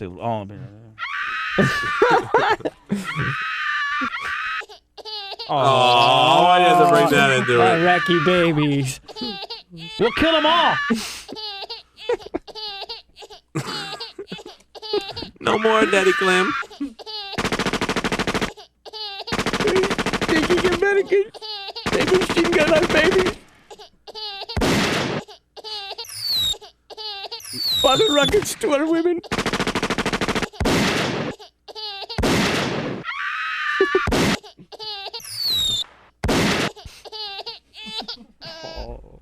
What do you think about, ladies and gentlemen of the audience? What do you think about my suggestion of the babies in Iraq? Thank you. Thank you. Thank you. Thank you very much. Thank you. We are the greatest country and the most powerful country in the world, and George W. Bush, man, do not puss out like your dad did. Have that rapping Ronnie Reagan mentality. Blow up countries first and ask questions second, and then say you're sorry. Oh, I'm sorry. Hey, what's anybody going to do? Nuzzle me up, Iraq. I'm sorry, I made a mistake. I'm sorry. And what's any of the rest of these asshole countries going to do? Nothing. We killed all your men, women, and child in Iraq. We did. Sorry. Oh, well, you shouldn't have screwed with us then. The presidency needs to be more like the WWF. George W. Bush needs to get on in the State of the Union address and say, let me tell you something. The last time I checked, we were the most powerful country in the world. I'm the booker, and if you screw with me, I'm going to take my missile, shove it up sideways, shine it up real nice, and shove it up your candy ass. Then you throw a bitch in there, just a bitch, and then you start throwing insults to the guy. Let me tell you something, you towel-headed bastards. Riding camels with your 55 in the ring type missile guidance mentality. Bring it on, bitch. I got 9,000 troops on a big-ass destroyer over there that haven't really got to shoot any real live targets since boot camp that are just itching to blow your ass up. I'll even make it a little bit more fair, and we'll do ground warfare for the first 14 days to give you half-ass of a chance, and then I'm going to start hitting buttons, and I'm just going to start hitting them like I'm going to play. Have you ever seen that mole game that you can go to the fair and the little moles pop their heads out of the thing? Yeah, and you smack them with a hammer? Yeah. I'm going to go to Central Command DEFCON 5 and start playing the mole game on buttons that are headed towards your country. Can you imagine if you said that? And then you have a little cutaway and you see the president going boom, boom, with these big red buttons that says blow up Iraq, blow up Russia, blow up Pakistan, boom, boom, boom, boom. You need to make it more of a work. Then you turn around the kid and said, I was just kidding, those are all dummy buttons, but if those buttons would have been activated, we would now be in the middle of a huge-ass crisis. Yes, you go to, you show a cutaway and all the wires to those big buttons are just cut. They're not even activated. So these right here are the real buttons, and you go to hit one, you go, you make it a work. Can you imagine how bad the media would take that? The left-leaning media, they would be so yipped up into a frenzy. Live, President Bubba the Love Sponge Clem will do his State of the Union address at the DEFCON 5 CIA Pentagon headquarters. We now cut away live with Jerry Jackass interviewing President Clem Locke. What are you fixing to do? I want my reporter to say fix it. I'm going to tell George Strophanopoulos, my media advisor, to tell me that I'm only being interviewed by one guy, that's Tom Zucco, and when he asks me a question, I want him to say fixin'. So you be Mr. Tom Zucco, okay, from the St. Pete Times, the only reporter that I like, and I'm the President of the United States, and I'm doing the State of the Union address based on we have a little bit of hostile environment over there in Towelheads, and you ask me my questions. And you're the only person allowed to ask questions, because last time I checked, I'm the president. President Clem, Tom Zucco, St. Petersburg Times. What are you fixing to do here in the State of the Union address? Well, as you can see, Mr. Zucco, I got buttons here. These are big red buttons, okay? They're 4x4 buttons. And as you can see that I got 12 different countries. Each button represents a different country. And if I can hit this button right here, almost like a Price is Right type stop button gimmick on the high-low game. Yes. That's what I'd say. Hey, Tom, you ever seen a high-low game? Sure. And they Many times. And they got that little gauge, and it goes up, and you hit the button when you think the price is in the middle of that gauge. Right. And it's a big-ass button. See this button? I can hit this button right here and blow up Iraq. I can hit this button and blow up Russia. I can hit this button and blow up any country I want to. And Tom Zucco, have you ever been to the fair? Oh, yeah, lots of time. Elephant ears are awesome. Oh, they are. Don't you like that pay $6 and ride all the rides kind of gimmicks? Sure. Oh, yeah, that's awesome, too. I'm thinking about doing that this weekend. But anyway, have you seen the mole game where the moles pop their heads out of gimmick and they give you that big rubber mallet to hit them with? Yeah, yeah. Hey, Spice Boy, give me my rubber mallet. This is a rubber mallet. And I am about zipped up on some pills right now. And last time I checked, I have a prescription because I have a toothache. Okay. Do you have a prescription? Yeah. I do not advocate pill use without prescriptions. I've got one. Okay, let me see your prescription. Okay, here, have a pill. Okay. Just trade me one of yours back so I have the same amount. I don't lose my pill. These 4x4, Ray Charles could hit these buttons type mentality, have big flashing strobe lights in the middle. And when they blink, I hit them, which subsequently means that I'm going to blast 7,000 nuclear head missiles to that particular country. And when I get bored, I go down here and practice. Spice Boy, turn the lights on. You got it, man. Pop, pop, pop, pop, pop, pop, pop, pop, pop, pop. Like a rave. I got one of the Hardy Boys and Val Venus, my assistant here, who's got his glow stick mentality out, and we're hitting all these buttons and now subsequently releasing millions of warheads to the country. But I'm just kidding. None of these buttons are really hooked up and nobody's really dying. But the bottom line is I can blow any country up at any time So don't screw with me or the United States of America, because we are the greatest country in the whole wide world, and I'm the most powerful man for at least another 3 years and 10 months.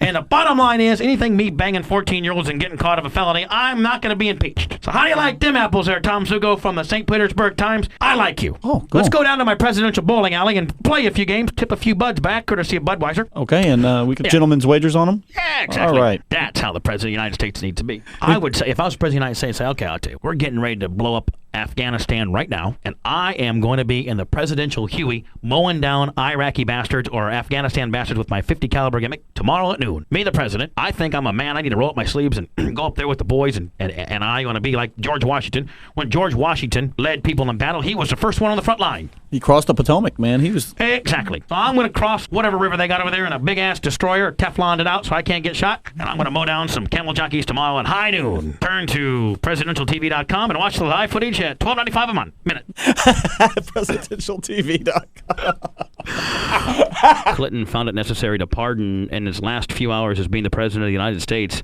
He found it necessary to pardon about 140 people. I think it's the most, like times 50, that any. I think Reagan did like 10 his last couple days, and I don't know, but it's unheard of to pardon that many people. 140, and some of them are some real assholes too, man. That's what pisses me off. Not only that, but he took $200,000 worth of White House furnishings right before he left. That comes from the AP Newswire. Provided by the White House? No, most of it was gifts.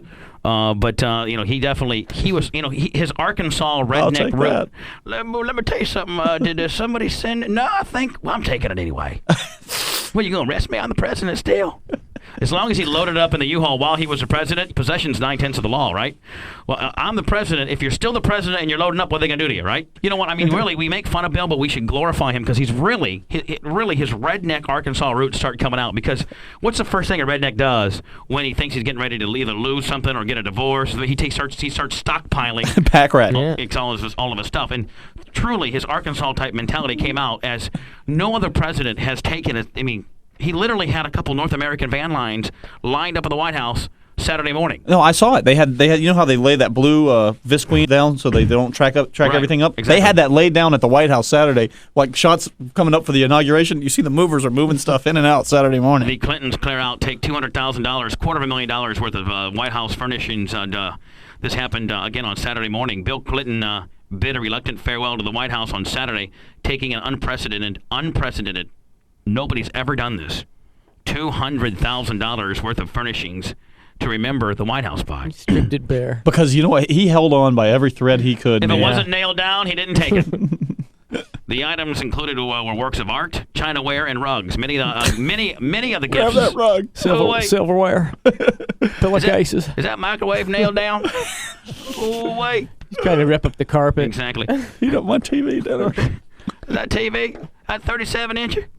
Is that a permanent fixture? Bring it in. Hey, typical redneck fashion. He's even taken the toilet paper holder rolls.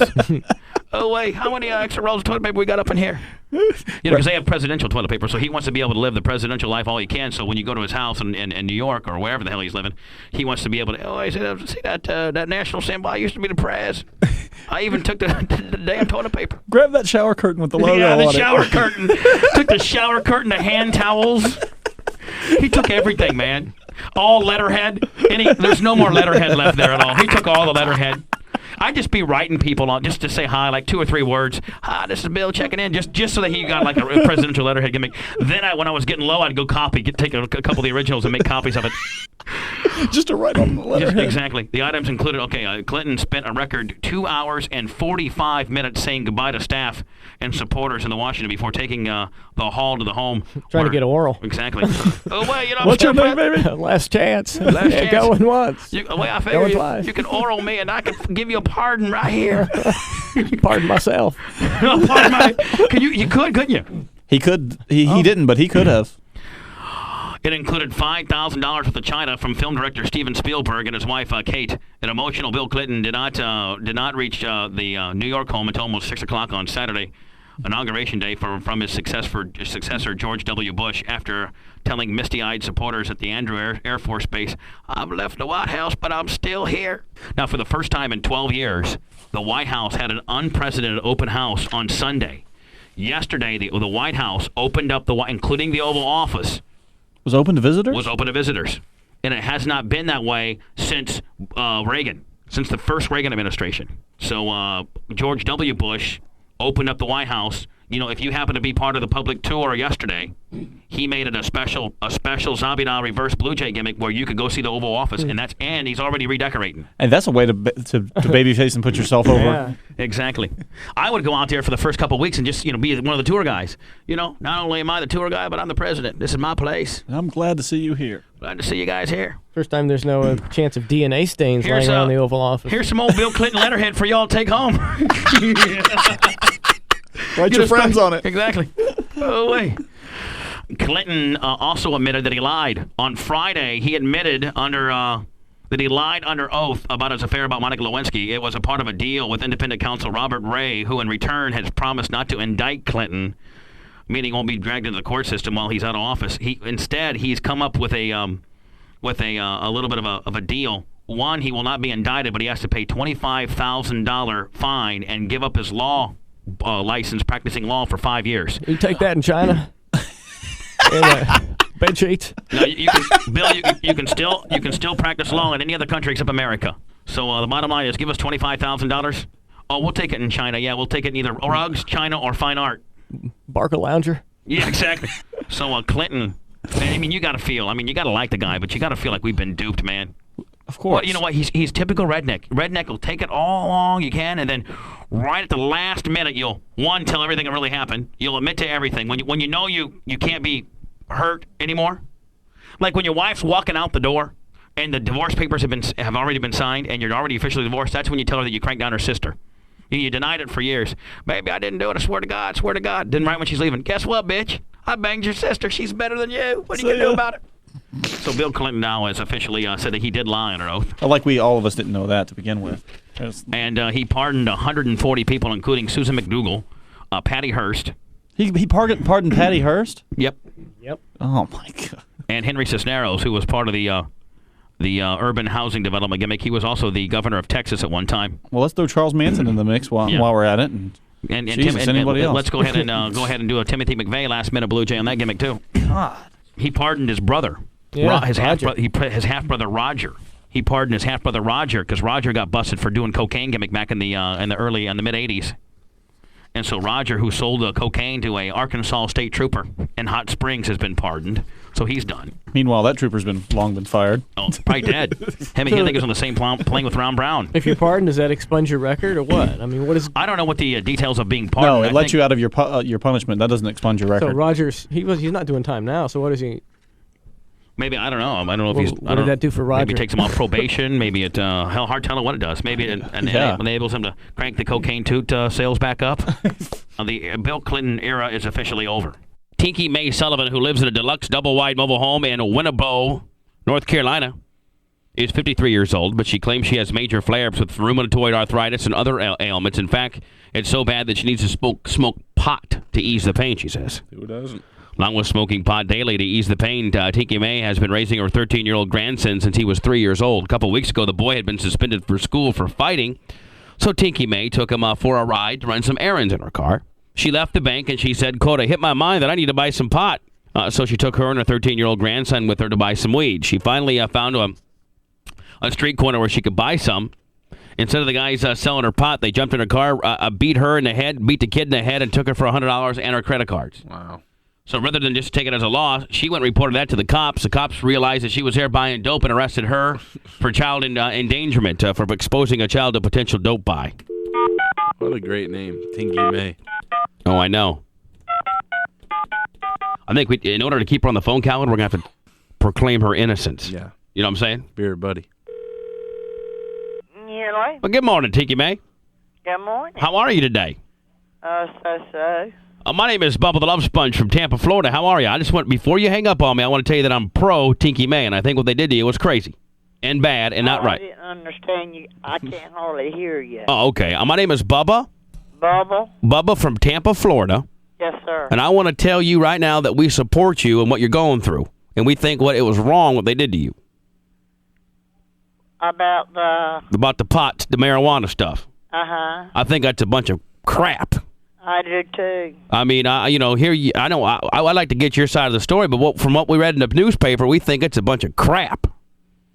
Well. What happened? What happened? Yeah, it just sounds like you were down there just trying to, chill out a little bit, and all of a sudden they just start, you just trying to report a robbery, and all of a sudden they've arrested you. And then I had my grandson with right. me. 13. And so they're trying to take him, I guess, now. Wow. And now, did you actually try to buy pot? Did I ask for it? Yeah. Yes, I did. It makes you feel better, though. Yes, it does. It helps me in my condition.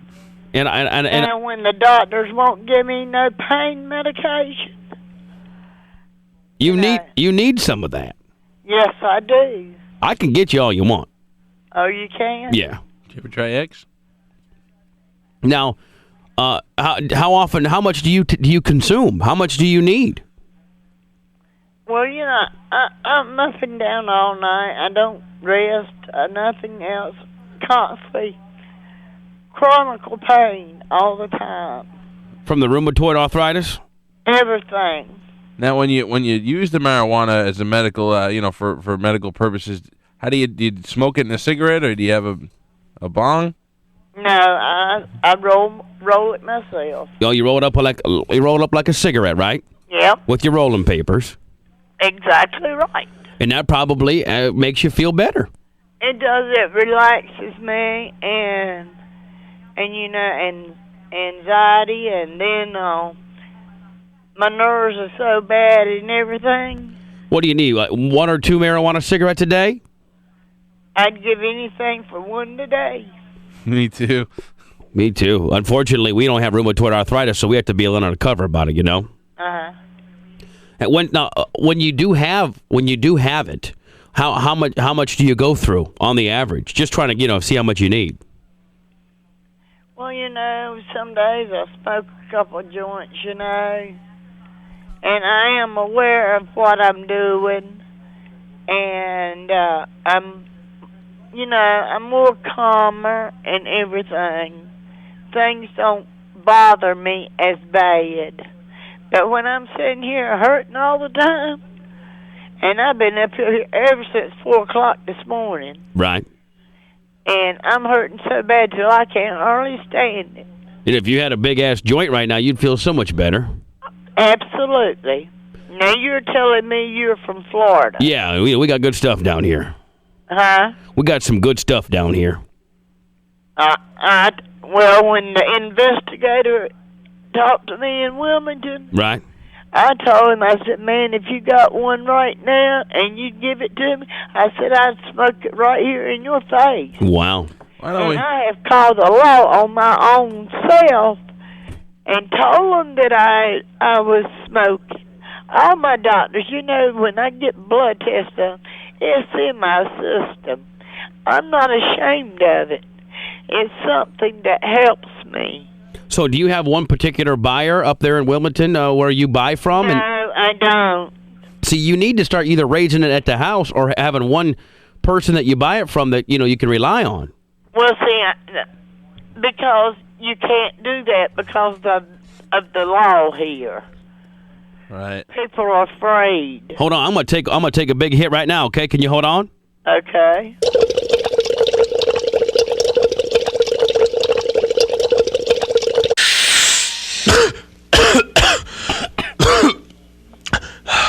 Oh God, that was a good one. Yeah. I wish you were here with me. Well, I wish to God I was. That was probably the biggest. Why don't we have her fly her in one day? Yeah. And we can get her all the stuff she needs. Just ask Bill her. Wow. But see, right here in North Carolina, if they catch you with anything, then you go to jail. And now, have they threatened to take you to? Are they threatened to send you to jail based on what happened last week? I don't know what they're going to do about it because my grandson was with me. Now, See, when I left home that morning, right, Friday morning, I went to the bank to cash deposit my husband's check. Right. And so I decided I'd ride over in the black neighborhood. Usually that's where you can get it at. Usually the black boys got it better than the white boys do. Yeah, white don't want to sell it to you. No. They're scared that you'll narc on them. But the black boys, they don't care. They just want the money.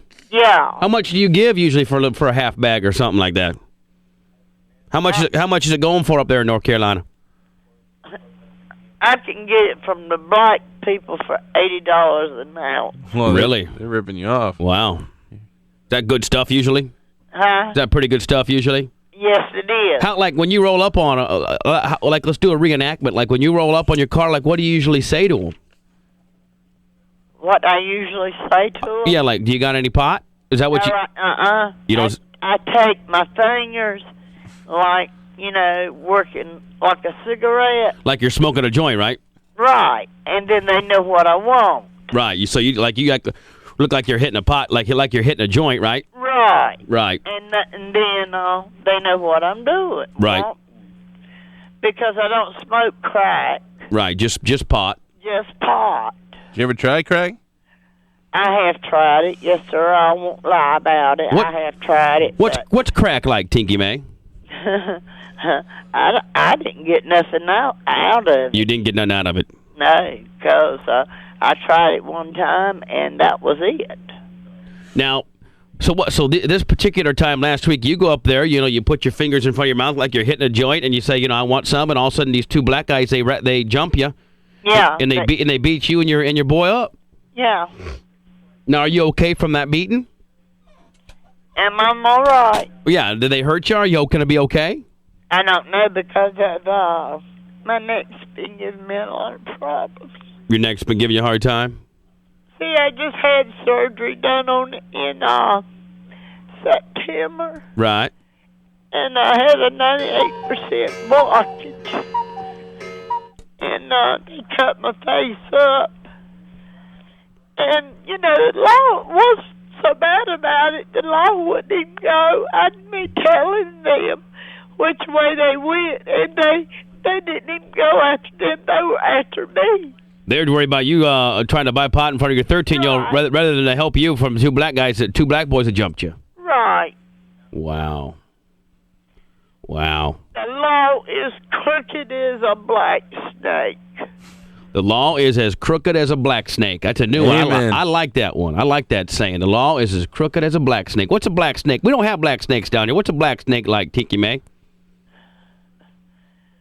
Crooked. Just like on your backs all the time, watching you. Crooked. They are crooked. I got your address. You live off of 5639 Deerfield? I sure do. Because I wanted to, I'll make sure, try to get a little something in the mail. Well, I wish to God you would send me some then. Listen, Tinky, my name is, and I want you to repeat after me so that you have it. It's a funny name, okay?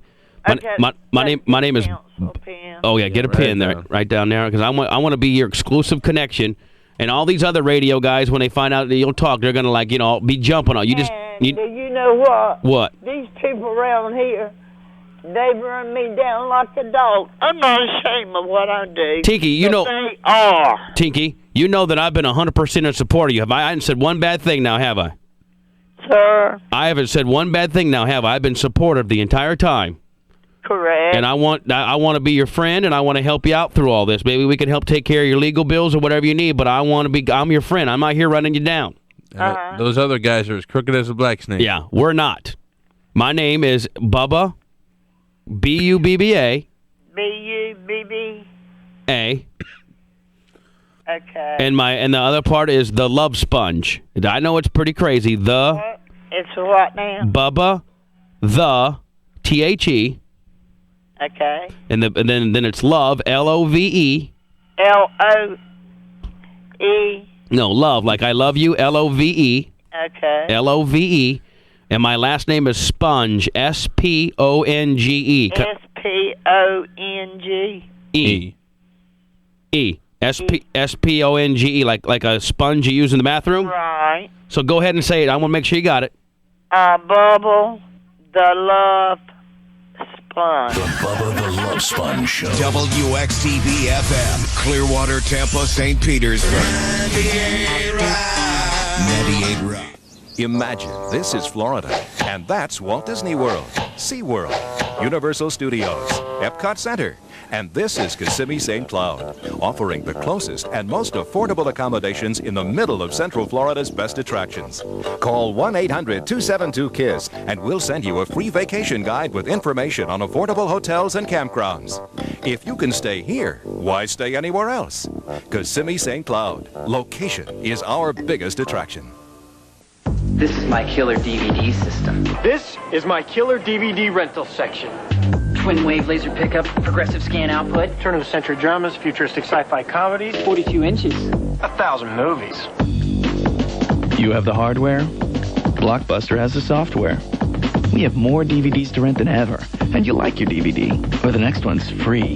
High-density plastic resin containment unit. The best way to DVD is Blockbuster. Bringing entertainment home. Motivators, teachers, authority figures, 31 coaches, one winner. Nothing there tonight. Find out who was voted a finalist for the Staples Coach of the Year. Now we turn it to our move. Next Sunday on CBS, 12:30 Eastern Time. Give him the touchdown.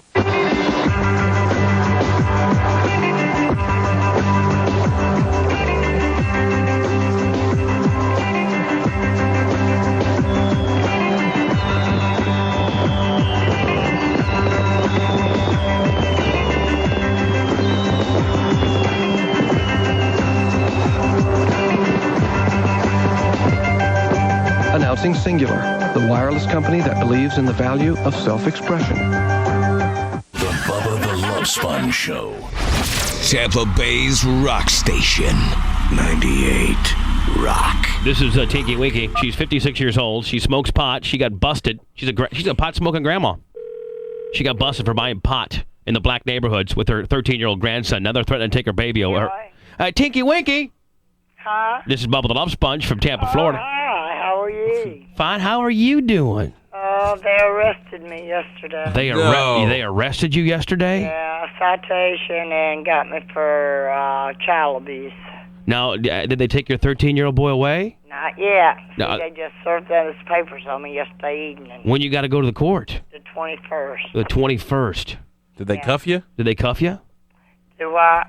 Did they handcuff you, read your rights? No, they didn't do anything but give me the paper. No, they gave you just basically a ticket, right? Yeah, a citation. For trying to buy marijuana in front of a kid? Right.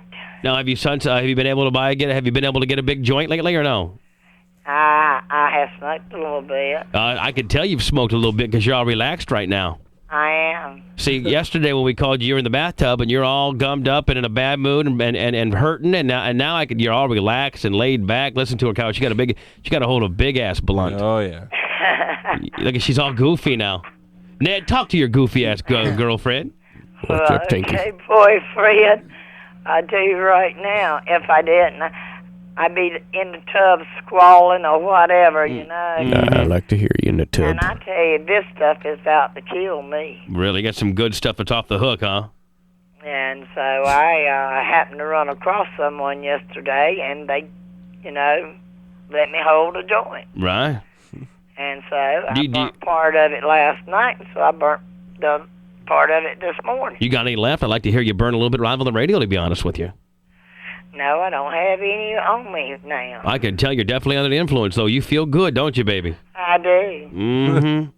I don't know I am so upset the way the law did me, though. Well, I know, and we feel bad for you now, baby. Is there anything we can do for you? Well, we know we're trying to get you down here. We're not going to be able to, because of the short notice, we're not going to be able to get you down probably till maybe sometime next week or a week or so, but we get you and your friend down here. Well, I don't want, if it's going to happen, I want to know for sure. Well, I don't want you to be telling me something that's not true. No, Tinky, the only thing at Tinky was we couldn't get airfare on a 2-day notice, but we can get it, but we just have to arrange it with you and when you want to come down, but we couldn't I'm ready to go. Okay, well, do you want us to, well, we'll get a hold of you today. It's just that we couldn't do it in 2 days' notice, you know what I'm saying? Uh-huh. But we can do it with 4 or 5 days' notice, so we're just going to have to get with you and see what day you want to come down next week. And we'll have all the pot. Yesterday I talked to 2 of the guys from there. Right, from the show. Now, Tinky, do you remember my name? Yeah, Bubba. Bubba what? Love Love bug. Yeah, Bubba the Love Bug. Love bomb. You're all effed up, aren't you, baby? Yes, I feel pretty good this morning. I really do. How big of a joint was it, honey? It was a pin joint. Oh, just a little pin joint. Yeah, it wasn't very much, but but just I feel better. Mm-hmm. Show us how you smoke it. Give us your best show Just us how. like if I smoke a cigarette. I know, but let's hear your practice once. Well, I don't know if I could do that. I mean, just go like you. Yeah. Go ahead and do it for me. Oh yeah, there you go, Ned. How's that technique, Ned? You gotta hold it in. Hey. Show them how you do it, Ned. Hey, I want to ask you something. Have you sent me anything?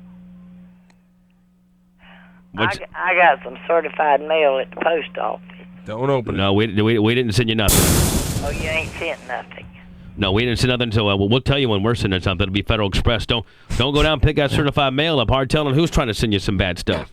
See, I don't know. I don't know about it because it was in the post office last night. Whenever I came home and went by the post office to pick up a mail. Now, how long will this high last? Now, honey. Huh? How long will this short little buzz you got going last? Oh, it won't last very long. Now, because I didn't have that much. Where's your grandson right now? Huh? Where is your grandson right now? Well, his mother. I went and got him from his mother last night. Right. And so. Then he's going back tomorrow, either Saturday. See, my husband will be leaving here tomorrow. No, he leaves Sunday. Sunday night. You're talking about Dave, the tugboat driver. Yeah. Right. Yeah, tugboat captain. Yeah. Right, tugboat captain.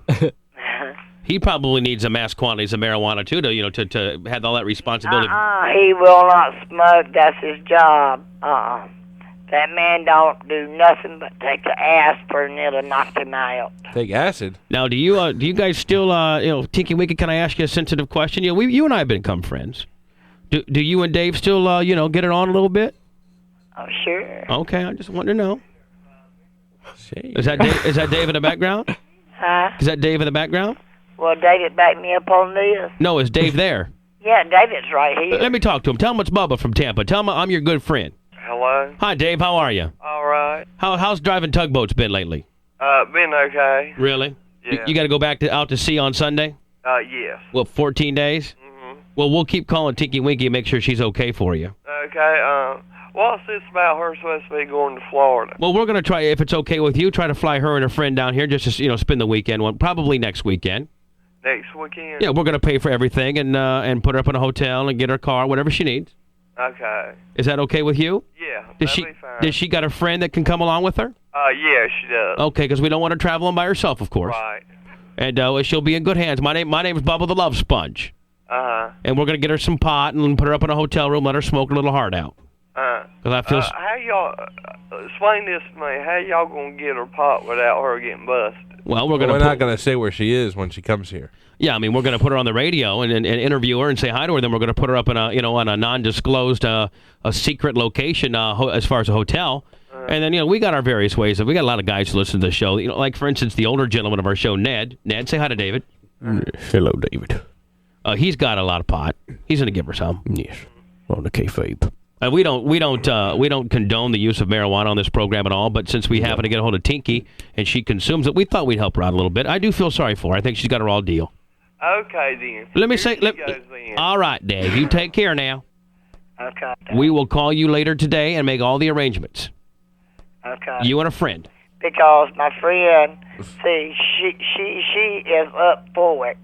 She's ready to go too. Well, I got tickets for you and her down here in a hotel by the beach, chilling out, having a good time for a couple of days. Because I'd like to know exactly, when this is going to take place, because I have appointments, then I'm going to have to get things, squared away. I understand, before Tinky. I can leave here. We will give you a call later today and get it all arranged, honey. Okay, then. What's my name again? Bubba. Bubba? Bubba the Love Bug. Exactly. You take care, Tinky. The Sponge. You take care, honey. Okay, thank you. Ashton, our newest intern, how you doing, man? Pretty good. How you doing? Hanging in there. We hate to bust you up over the air here, but everything's on the air here. Exactly. We had a caller off air. Is there something you're not telling us about yourself? Like what? Well, that's the. One of my friends is calling you now and telling you to do something to me. Well, they didn't say you're to do almost something. along the right lines. Right. I mean. Are you gay? Oh no, Lord no. That's the last thing on my mind. Why? Who's saying this? I just had a caller off the air saying something about if you're we're cool with that. I mean, no big deal. Do you have a crush on Raphael? Oh Lord no. Who doesn't? Me? Oh, my bad. And then Anita said she thinks you're a little bit gay also. Yeah, well, I may look it, but I'm not. I may look it. Did you ever think about maybe changing your appearance a little more just to get yourself Butch up a little bit? Yeah. Grow a goat. Manning up. I mean, I'm aware you got the All-Star jersey on and everything. But just like something else, you know what I mean? Like just Like what? You mean a button-up shirt and look like a nerd, or I mean? no, I don't know. Like a beard, maybe. A beard? Can you grow a beard? Yeah, I can grow a beard. Grow a beard. Grow a beard for us. Okay, I can do Like that. shave your head totally bald and Yeah, work the curly angle. That hair is what's doing it. I don't know about the shaving the head thing. though. Shave it bald. Work the curly angle, man. That would be a gimmick, man. That would. The curly gimmick with the chin. Right, with the ass with the chin. hairy You got ass the one, chin. the Have him 1-2 grow the goatee. combination. Have a hairy ass chin. No, grow the beard except leave that one part bald where your chin is. Right. Man, you I could can do do the that. three. Now that's a gimmick. You could get I can do that. That'd be it's like a reverse goatee. That would be cool. Then you could get a guy with a bowl cut, man. You could be Three Stooges 2000, man. That'd be great. We could do that. That'd be a gimmick, man. I like that. Did you find another job yet? No, I haven't yet. What kind of job are you looking for? I'm looking for just about anything. What is your really. field of expertise? Yodeling in homosexual bathhouses. No, never tried that. Lathering up dudes. I can think they got the third shift of the ass scrubbers available if you want to do that. Third shift. Working the night shift with a wire brush scrubbing down some old man's ass. Sign me up.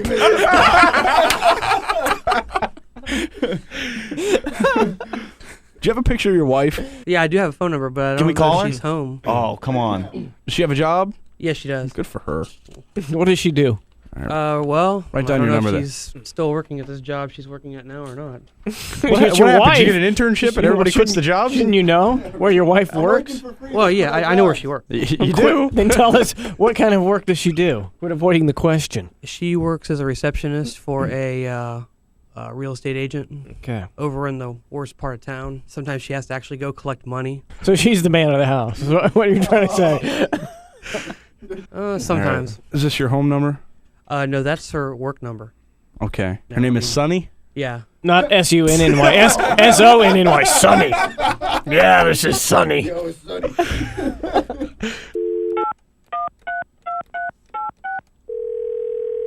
May I help you? Yes, is Sunny in, please? No, she's not. Is this her husband? Yes, it is. Hey, she hasn't showed up here since last Thursday, I think it was. Really? She hadn't called? She hasn't called you at all? No. Really? Do you think something might be wrong? You think she might have quit? I'm assuming. Wow, I'll try to get a hold of her and call you back. Okay, because, it's just one of those type things that, a call would have been nice. She did call one day and said she had to go do her driver's license. Right, yeah, she did. And She's still trying to parallel park. And then she said she'd be right in. Okay, I know she's been having some problems within the family. I'll tell you what, I'll give her a call and I'll have her call you. Just called here for her, too. Okay. That could have to do with the family situation. It could be her lover. Okay. Yeah, she actually came out of the closet to me last week, so we'll call you back. All right, thank you. Wow, Ashton, man, your wife quit her job. I She think didn't she's even doing tell a you. reverse Zabby on me, probably. So that's a week ago. That's a whole week ago. Your wife. I picked her up last Thursday from work, so that's the last. And you haven't seen her since? No, I've seen her since. What does she get dressed and pretend she's going to work or what? I think so. Are you kidding? I seriously think so. Do you ask her how her day was at work? And you say, hey, what'd you do today? Well, see, now, I'll tell you what. She had my cell phone all day yesterday. What a turn of events, man. We just Yeah. called Wow. Ashton's wife just to say hello, and she's quit her job. What about the house number? I can give you that. Here, let's get to It's the your bottom of this. wife. That'd be like me calling Tiger Lilies and they go, no, she sold the shop. What? What? But she gets dressed every day, and she goes and says she's designing flowers. Yeah, you like right now. If you just heard this right now on the air, Manson, wouldn't you be a little concerned about like where your wife actually is? Yeah, or where you're gonna get money? Yeah, well, not to mention yeah, that's true. I forgot. Thinking about that, she's like with some sugar daddy who's paying my bills now. Oh, I've already been way past that. I'm almost sure something like that would go on. Like what? Sugar daddy? Well, I couldn't really tell you if he's a sugar daddy, but I know who it would be if there's going to be anybody. Hang on. Wait a minute. She goes, what? So we could Your be, ass chin, man. we could be stumbling onto something here. We could be in the middle of a Springer episode. Hang on. Might get Andy answering the phone. Her son. Who's her son? Yeah, Her son? her son. My son. Wait a minute. How old is she?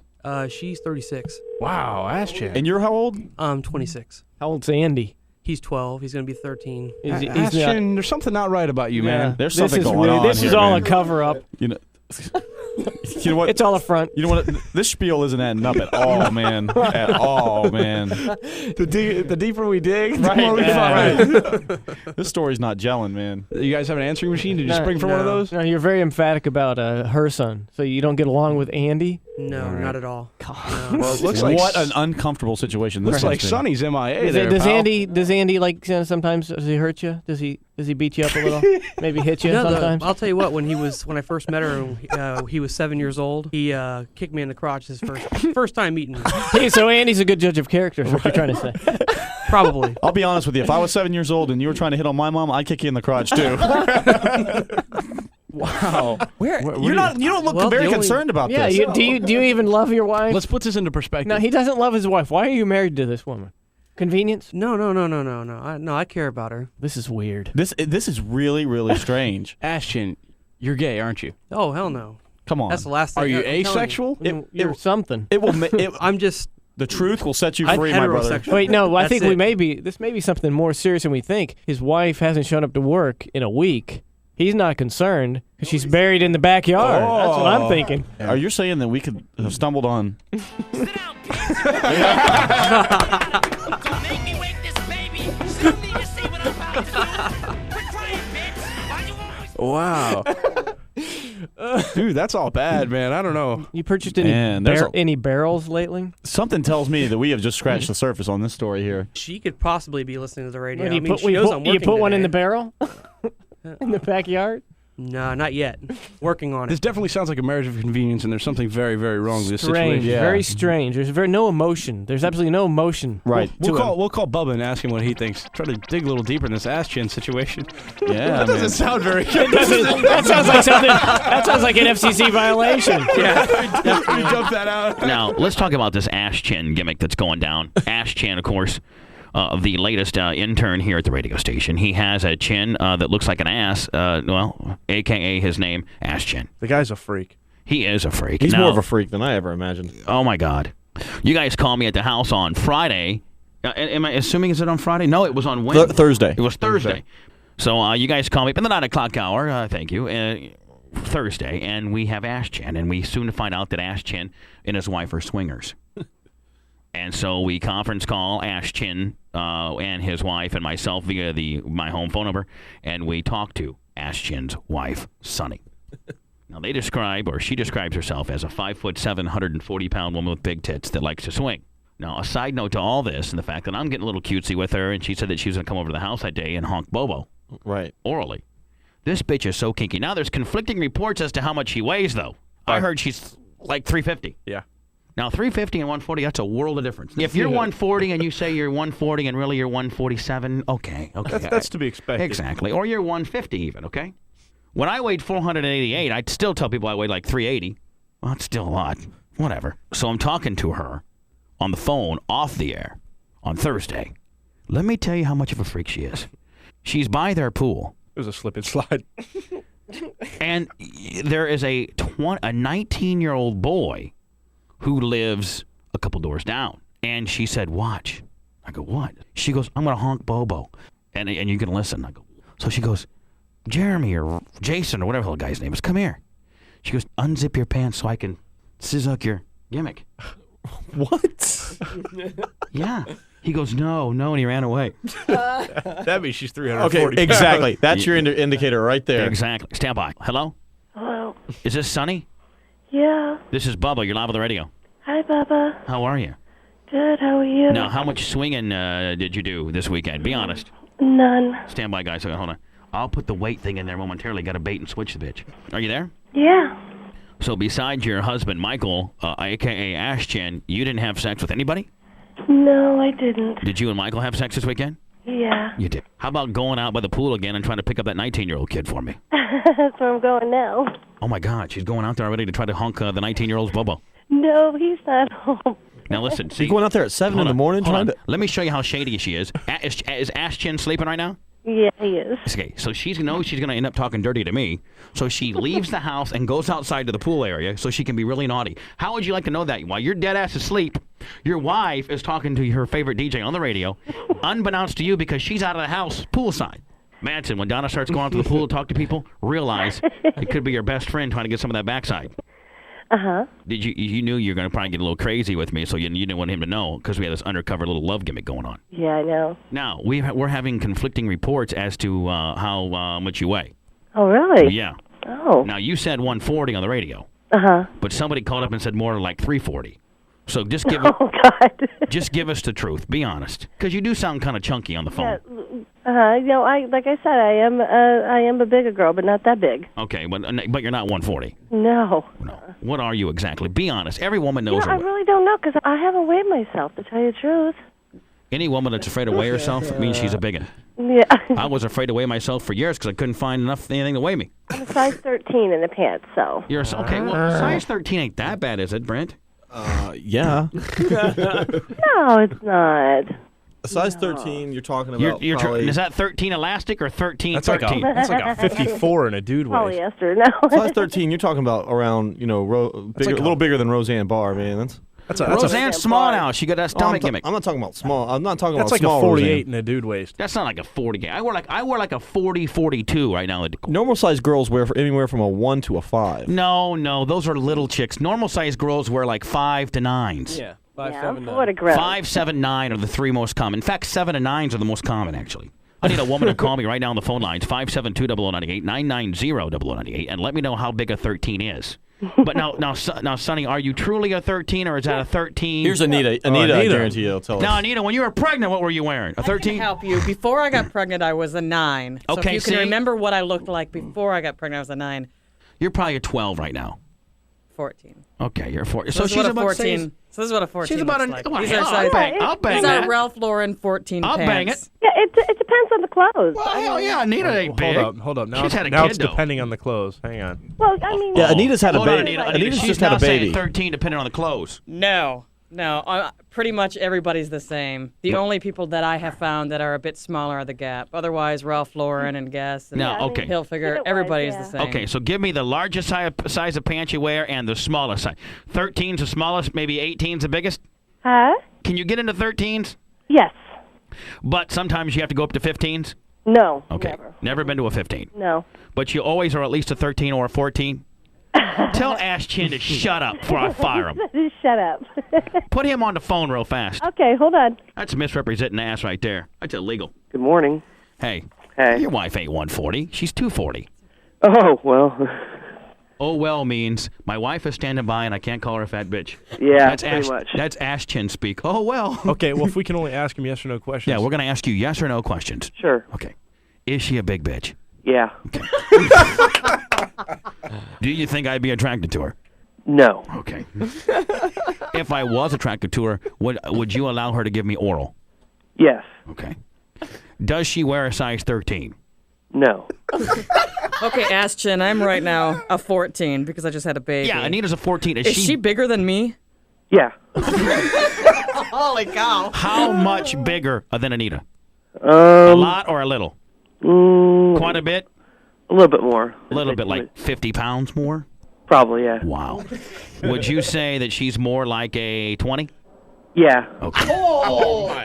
Nice score, Ash maybe a Chin. little less. What's that? Maybe a little less. Let's do the Price is Right high-low game on the weight. Yeah, let's do the Okay, exactly. You ready? We're gonna do the Price is Right. I wish I had my Price is Right sounder right now. Okay. Let's go. We're gonna do the Price is Right high-low game. Okay. Okay. You're Bob Barker. Okay. And I'm the guesser, high low. Okay. You got a fixed weight inside of your head, right? Right. Okay. You ready? Sure. Okay. Here we go. 200. Lower. 175. Higher. 180. Right there.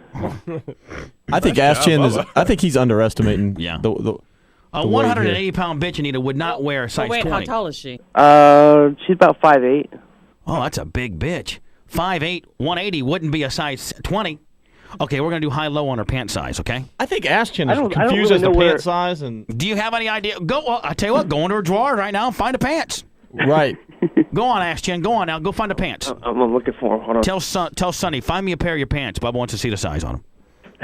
Hey, sack up and tell the bitch to quit lying. God, this is all about the ass. God. All right, hold on here. Anita, he's going in to find her drawer now. Anita, you'll be able to get a good gauge. She's 5'8". That's how tall you are. I'm Anita. 5'9". Yeah.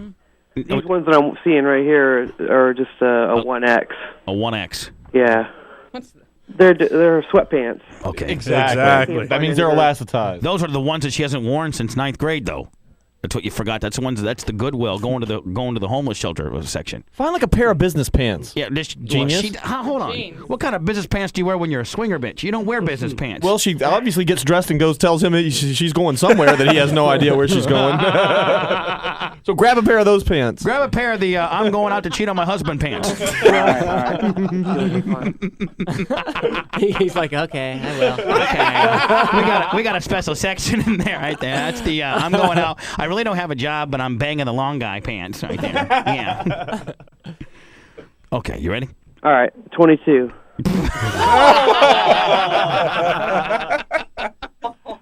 Oh man, kick a guy when he's down right now. He knows it, man. Now, Ash Chin, are you lying? Nope. She bona fidely wears 22s. Yep. No, Anita, 22 is a long way off from a 13, isn't it? Anita, how big's a 22? Yeah, a little 10 sizes.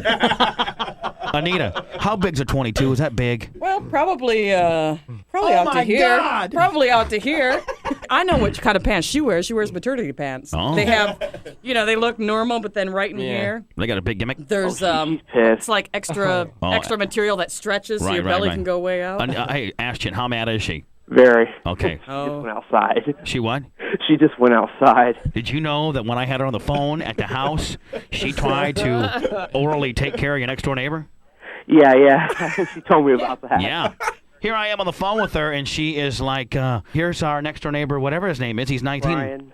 Brian, yeah. Well, he just got exposed from the radio. Poor kid. gay. What's that? We suspect he's gay. Okay, well, Sonny thinks that he's gay because he won't take her up on wanting to be with him. Meanwhile, he doesn't want to be with a 350-pound. That makes you gay. If I decline Sonny, does that make me fag all of a sudden? No, not at all. not at In the all. Ash Chin household, if I say no to that ass, then I'm fag now. Right. So, Ash Chin, how much trouble are you in right now at the house? Because you exposed the fact that your wife wears a 22 and she's like more like 300. Probably a lot. Really? I'll be pissed. She'll be pissed at me the rest of the day, but she'll get over it. Ash Chin, you by all means aren't the best looking gentleman in the world, but I don't think that God needs to play tricks on you and make you be with a size 22 either now. I think there's a happy medium. You could be, I think getting into the 10 and the 12s would be your goal for this year. Now, was she this big when you married her? She was that big when we got married, but before we first met, she wasn't all that big. Right. Solidifies my my theory on meeting people over the internet and on those personal pages, because that's where Ash Chin met his wife, is on one of these voicemail box gimmicks. Voicemail dating service, yeah. Right. They might as well just call it the Fat Farm. Raphael just stuck his head in, and he probably says he's met many a size 22s at a strip show. I'm sure he has. Well, at least mostly what he caters to. I'm sure. Yeah, but at least he's charging them and getting paid to dance for him. Yeah. He's not living with them and married to him. Now, do you think I can get her? True. Do you think I can? Now, what made you decide to marry her? Obviously, if you are a size 22, I'm thinking she's got some huge tits too. Oh yeah, definitely. I mean, huge tits. And she's a swinger, so that takes her. That gives her a few extra bonus points. Big tits, pretty face, and willing to accommodate your friends can make a size 22 look like a size 12 all day, probably. Is that kind of your philosophy on that deal, kind of a little bit? A little bit. Right. Yeah. Now I can hear that she's listening to the show right now. Yeah, she is. Exactly. Now, is she? How mad is she right now? Would she be willing to go back on the phone with me? Oh, I'm sure she would. All right, put her back on real fast. Okay. Grab her real quick. I just don't like girls that are dishonest. I've been doing this now for a long, long time. Oh no! Wait a second. She's in the shower now. Well, hold on. You mean the car wash? That was a good one. It's his wife, and he's cracking up more than any of us. Do you ever see those things like you see on infomercials where you can hook your hose up to them, and it's a scrub brush at the end? You can clean your boat. You can clean your windows. Is that what you guys got to use? No, we don't have to use one of those, but big pressure wash. Right, like they do with the elephants at the circus with that big ass pressure wash hose. Now, having been formerly, I'm not like I don't want to see that I'm this refined. Like for instance, when people stop smoking, they become these reborn non-smokers, and so they start bitching at everybody who smokes. Right. Well, I'm not going to start bitching at fat people because I'm a newfound thinner former fat guy. But I will tell you right now, some of the trials and tribulations I had of being a fat F. And can she wipe her ass? Oh yeah, she can wipe her own ass. That's not a problem. Right. I'm going to be honest with you, Ash Chan. I do not see you guys having sex with her being on top. Actually, once in a while. Once in a while. You gotta have a very soft bed. Yeah, she'll break it. Tampa Bay's rock station, 98 Rock. Who wants chunky soup? Huh? Terrell, you gotta try this new chunky soup. But Ma. Chunky grilled steak with vegetables. With loads of lean steak. Grilled up right to get you filled up right. Grilled steak. Remind you of something? The family cookout. Which you don't attend anymore. I work Sundays. Introducing Campbell's Chunky Grilled Classics. Okay, here we go. Push, push. Beautiful baby coming. Yeah! Nice catch. Good hands. Can't get enough football? Grab a Miller Lite, and any time is Miller time. It's unnecessary roughness. The Super Bowl's coming. Make room for Miller Lite inflatable chairs. Enter to win them wherever you buy Miller Lite or at superbowl.com. Guys, there's a couch just like mine downstairs. These things are always difficult. I understand. Because of the merger, we now have two of everything, including two CIOs, you and Phil. You know I only need one guy. I understand. Yet we still have the hairiest integration project ever. The servers, storage, databases. It needs the right guy. I understand. You're the guy. I'm the guy. And that's when it hits you. You are so ready for IBM. What about Phil? Oh, he volunteered for some job in Paris. Paris?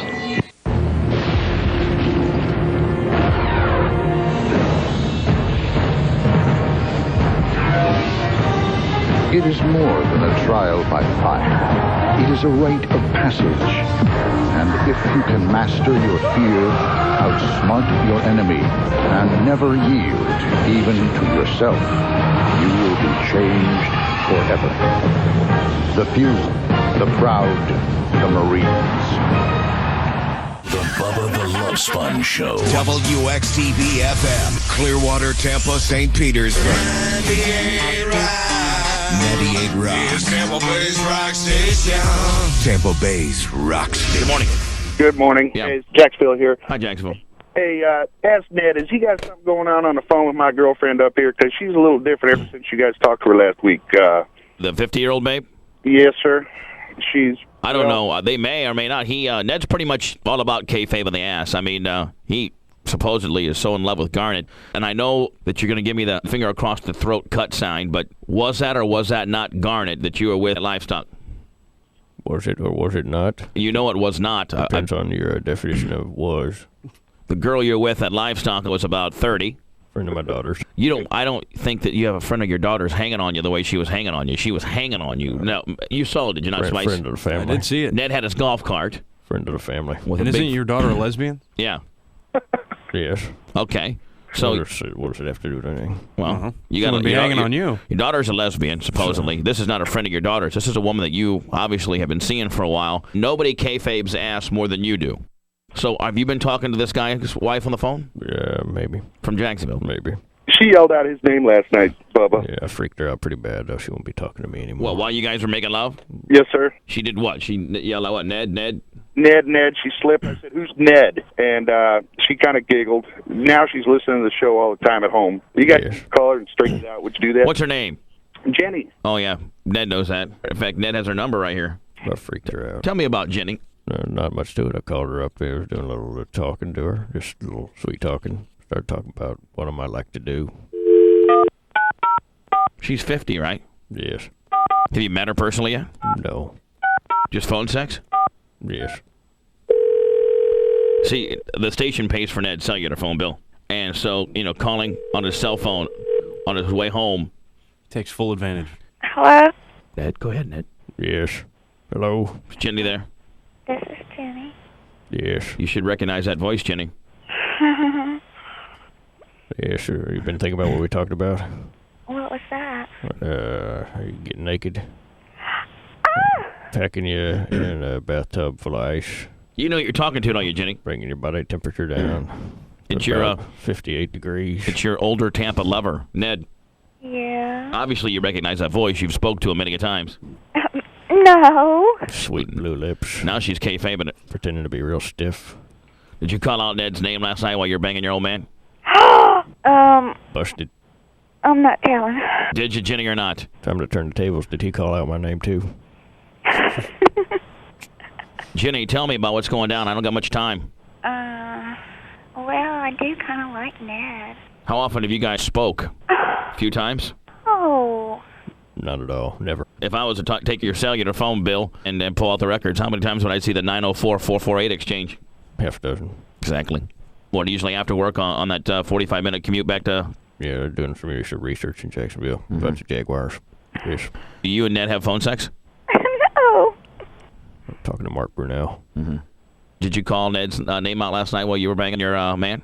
I can't tell. I'm done with this. Why don't you just go... I mean, obviously, she doesn't want to talk to me. Why don't you just have a little something with her in the next minute or so we can get the hell out of here? Work your magic real fast so we can... Yeah, she's being a little hard to get today. Yeah. Go ahead. Yes. It's your little Jenny. Act like you were when you were talking to me last Tuesday. Get freaky. Freaky? Get jiggy with it. When you're barking like a dog. No. Baying like a sheep. No. I was pretending like I was a grizzly bear. Oh. Yeah, she likes that. See, you know the little hot points, Ned. Go ahead. Yeah, and she's Winnie the Pooh looking for the honey pot. Mm-hmm. Oh, yeah. You're grizzly bear. She's Winnie the Pooh looking for the honey pot? I'm Eeyore. Go on now. Give me Go Eeyore. on, pin the tail. Pin the tail back there where I like it. Back there where I like it. Pin the tail. Come on. Yes, you better start calling her names because she's not, She's not playing along. I want to throw the dumb bitch moniker out of it. Come on, Jenny. You stupid slizzard. That's just going nowhere. Right. I think she's freaked out with the fact that her boyfriend called up, said that she called out Ned's name last night while they were making love. We then subsequently tried to recall her live on the radio, and we bust Ned, and they've talked 4 or 5 times via his cell phone after work. And I think she's trying to kayfabe the whole deal. I tend to freak women out. I can't figure it out. Good morning. Hello. Yeah, Bubba? Yeah. I was just meaning pretty much to talk to Cowboy, but Cowboy? But the reason why I was calling is pretty much I was asking what was the best university to go to internship for yourself? Because, I mean, I have a few decent tidbits. I'm looking to get into the communication business industry. But, I just want to ramble off a few things you had written. Go ahead. Just do what you got to do, sir. Ramble's a key word. word. Pretty much. I've listened Callie told me to just let you go, so just be free. Okay. I got a 4.2 GPA. I'm the master of high school, pretty much. I'm just getting out. I know everything about politics. I know you talk a lot of issues. I can make the connections between, the issues and the individual political speaker behind that shit. Florida, locally, state, nationally, whatever. Besides that, I know you guys are down with Spice when he's a big pimp. Listen to how nervous this guy is. He's a bigger pimp. This guy's almost You gotta crying. meet me. This guy's almost crying. He's so Give me a nervous. chance. Seriously, he's like his voice is shaking and stuff. About Bob Buckhorn? Keep going, About Bob Buckhorn? keep going, sir. About Bob Buckhorn? The last 10 months, he didn't pay the community restriction or something, the community living fees there, and they were trying to keep that hush-hush in the community, and some of them tried to cover that up or something. Right. Not Bob Buckhorn, but the mayor. The mayor? Dick Greco. Right. Keep going on. Tell me some dirt on Greco. On top of that, with news, I love Hogan too. Hogan made the industry, but as far as WCW with Scott Hall and both with Scott Steiner, it's rebellions against Hogan because they want to push it forward. Vince Russo is supposedly Vince Russo as one of the main writers. Okay, I'm nervous as hell because I'm talking to you, dog. You know what we're gonna start calling you? We're gonna start calling him Nervous Boy. If he came in, he probably wet his pants. I got a better name than that. Mr. Nervous, Callie. That's your new name. Nervous as fuck, talk, you dog. What's that now? What's your new name? What do you want to be called? I DJ off as well. Okay, what's your name? I go by Home Slice or Foreplay, actually. I want to start calling you Mr. Nervous. I go Foreplay. DJ Nerves. Because I put money signs in front of Foreplay, so it's money for play. Yeah. Right, dog. DJ, Cal, this is Mr. Nervous, and that's his new name. We'll start calling him up and getting get us a. I'm chilling down now. Okay, we're gonna don't chill down. Don't We need chill. you. Nervous is your whole gimmick, and My communication skills and debating skills are off the tape. All right, let's debate. Yeah, let's debate. Okay. What do you think about let's the Elian Gonzalez gimmick? Elian Gonzalez gimmick? He should stay here. Okay. How could he stay here when the law clearly states that your father or your mother? The law clearly states that, but it's a totalitarian rule. Now you got to understand, his mother coming here when she was on the raft and sent over and was dying to go to that country, and our relationships with Cuba. That means she would have been granted. Yes, emotionally, to become an American citizen. Emotionally, I feel that she gave her life so that her son would have freedom, but she stole him from his father, who rightfully should have custody. But don't you respect the fact that Al Gore has taken the step? I mean, I don't like Al Gore specifically. Mr. Nervous, ladies and gentlemen, this is Mr. Nervous. He's the most nervous kid known to a man, and he's very opinionated. Keep going, sir. Keep rambling. Besides that, keep Al rambling. Gore has taken a step to actually say to let the father come over here, and they won't let the father come over here. Cuba will not let the father come over here. Ask him another subject. On this issue, Yes. even letting the kids stay in Miami, all rallyists have even gone anti-Clinton and anti-Castro. Yeah, that can show you something right there. But if the father loved the kid as much as the mother did, then from Cuba he would say let the kid stay, even if it meant that they killed him. Well, then I'm open-minded like that, and I can say let him stay there. I feel for the kid, but he's going to live under a totalitarian rule, communism, and let's hope he can grow. But I mean, I'm cared about myself. Mr. Nervous needs to have his own website, MrNervous.com. You're like, No, I'm let me tell you something. No, I'm getting a job there. Oh, you're gonna be on Voyeur. No, he wants to be an intern. I can get a girl on Voyeur. Well, get it. He wants to be an intern. Oh, you want to be an intern? Yeah, I want to be an intern. Well, like, what if I told you to drop your drawers because penis lips want to touch your taint? Whatever, dog.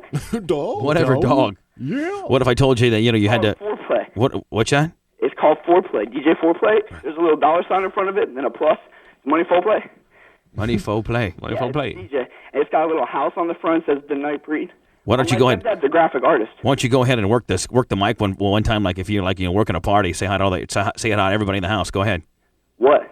What do you mean? Like let's say you're like you're at a party. Let's say you're spinning at a party and you want to welcome everybody to the party and you want to introduce yourself. You want to work the mic. Go ahead and do it. Well, this would be new, but yo, what's up? This is DJ Foreplay from the Night Breed, kicking out with a little bit of something from the home slice. Here we go now. Not too bad for a nervous guy. I'm not like that. I'm mostly debating everything. That's his new name, Cal. Nervous guy. Nervous guy. You're crazy nervous, aren't you? You're crazy. Bubba, I watch Fox News like crazy. Oh, I like crazy. mad little tidbits about politics. I'm so interested in that. You got to give me my start. What do you think about? Accepted to UCF, University of Miami. I got a 4.2 GPA. Cal, I want to know what's your stance on Bubba running for sheriff. Oh, dog, I have told everybody, dude. You can win that vote simply because of the people that live the demographics and because of the radio domain you've conquered.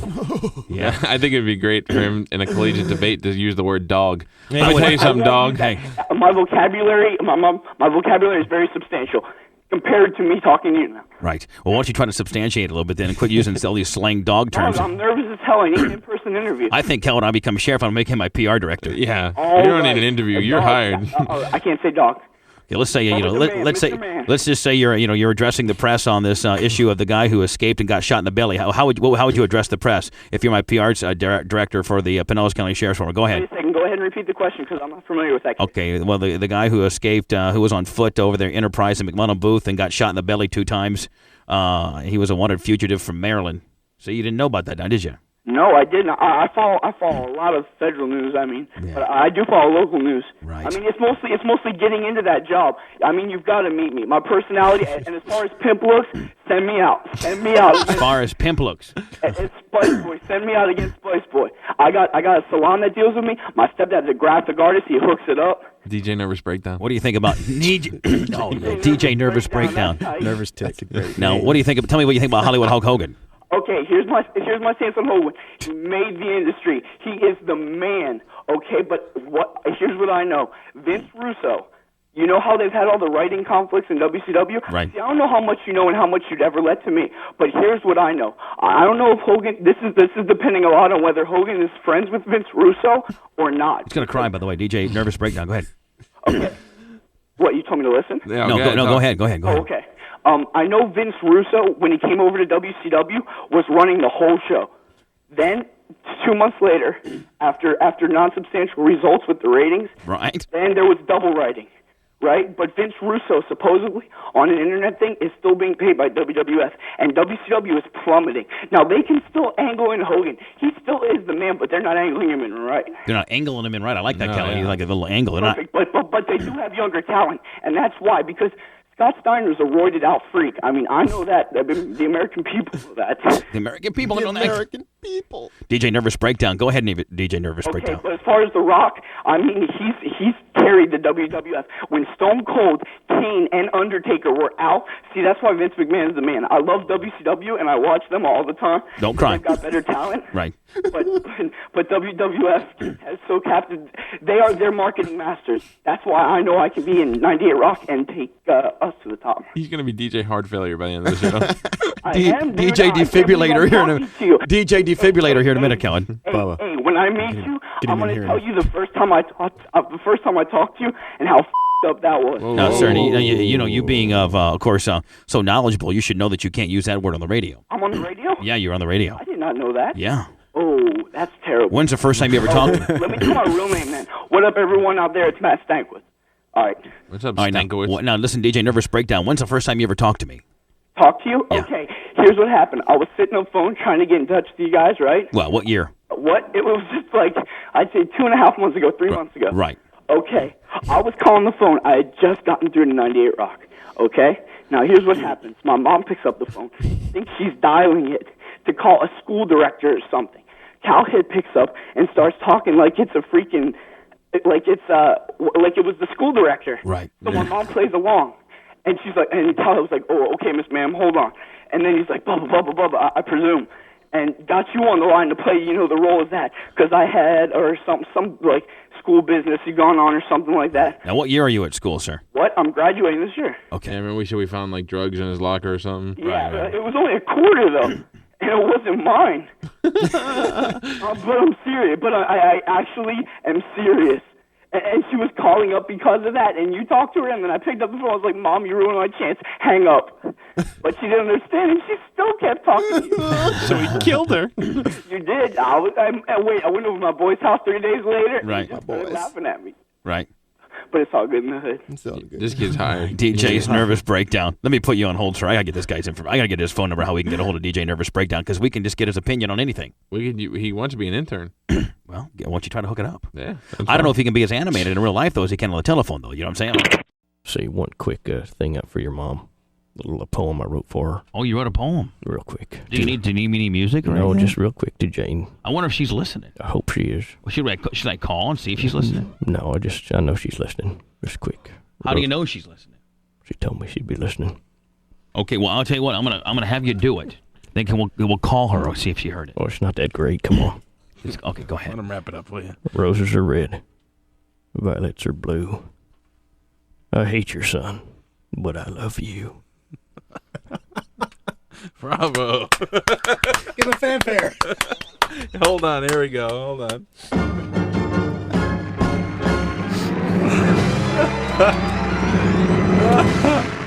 That's for you, Jane.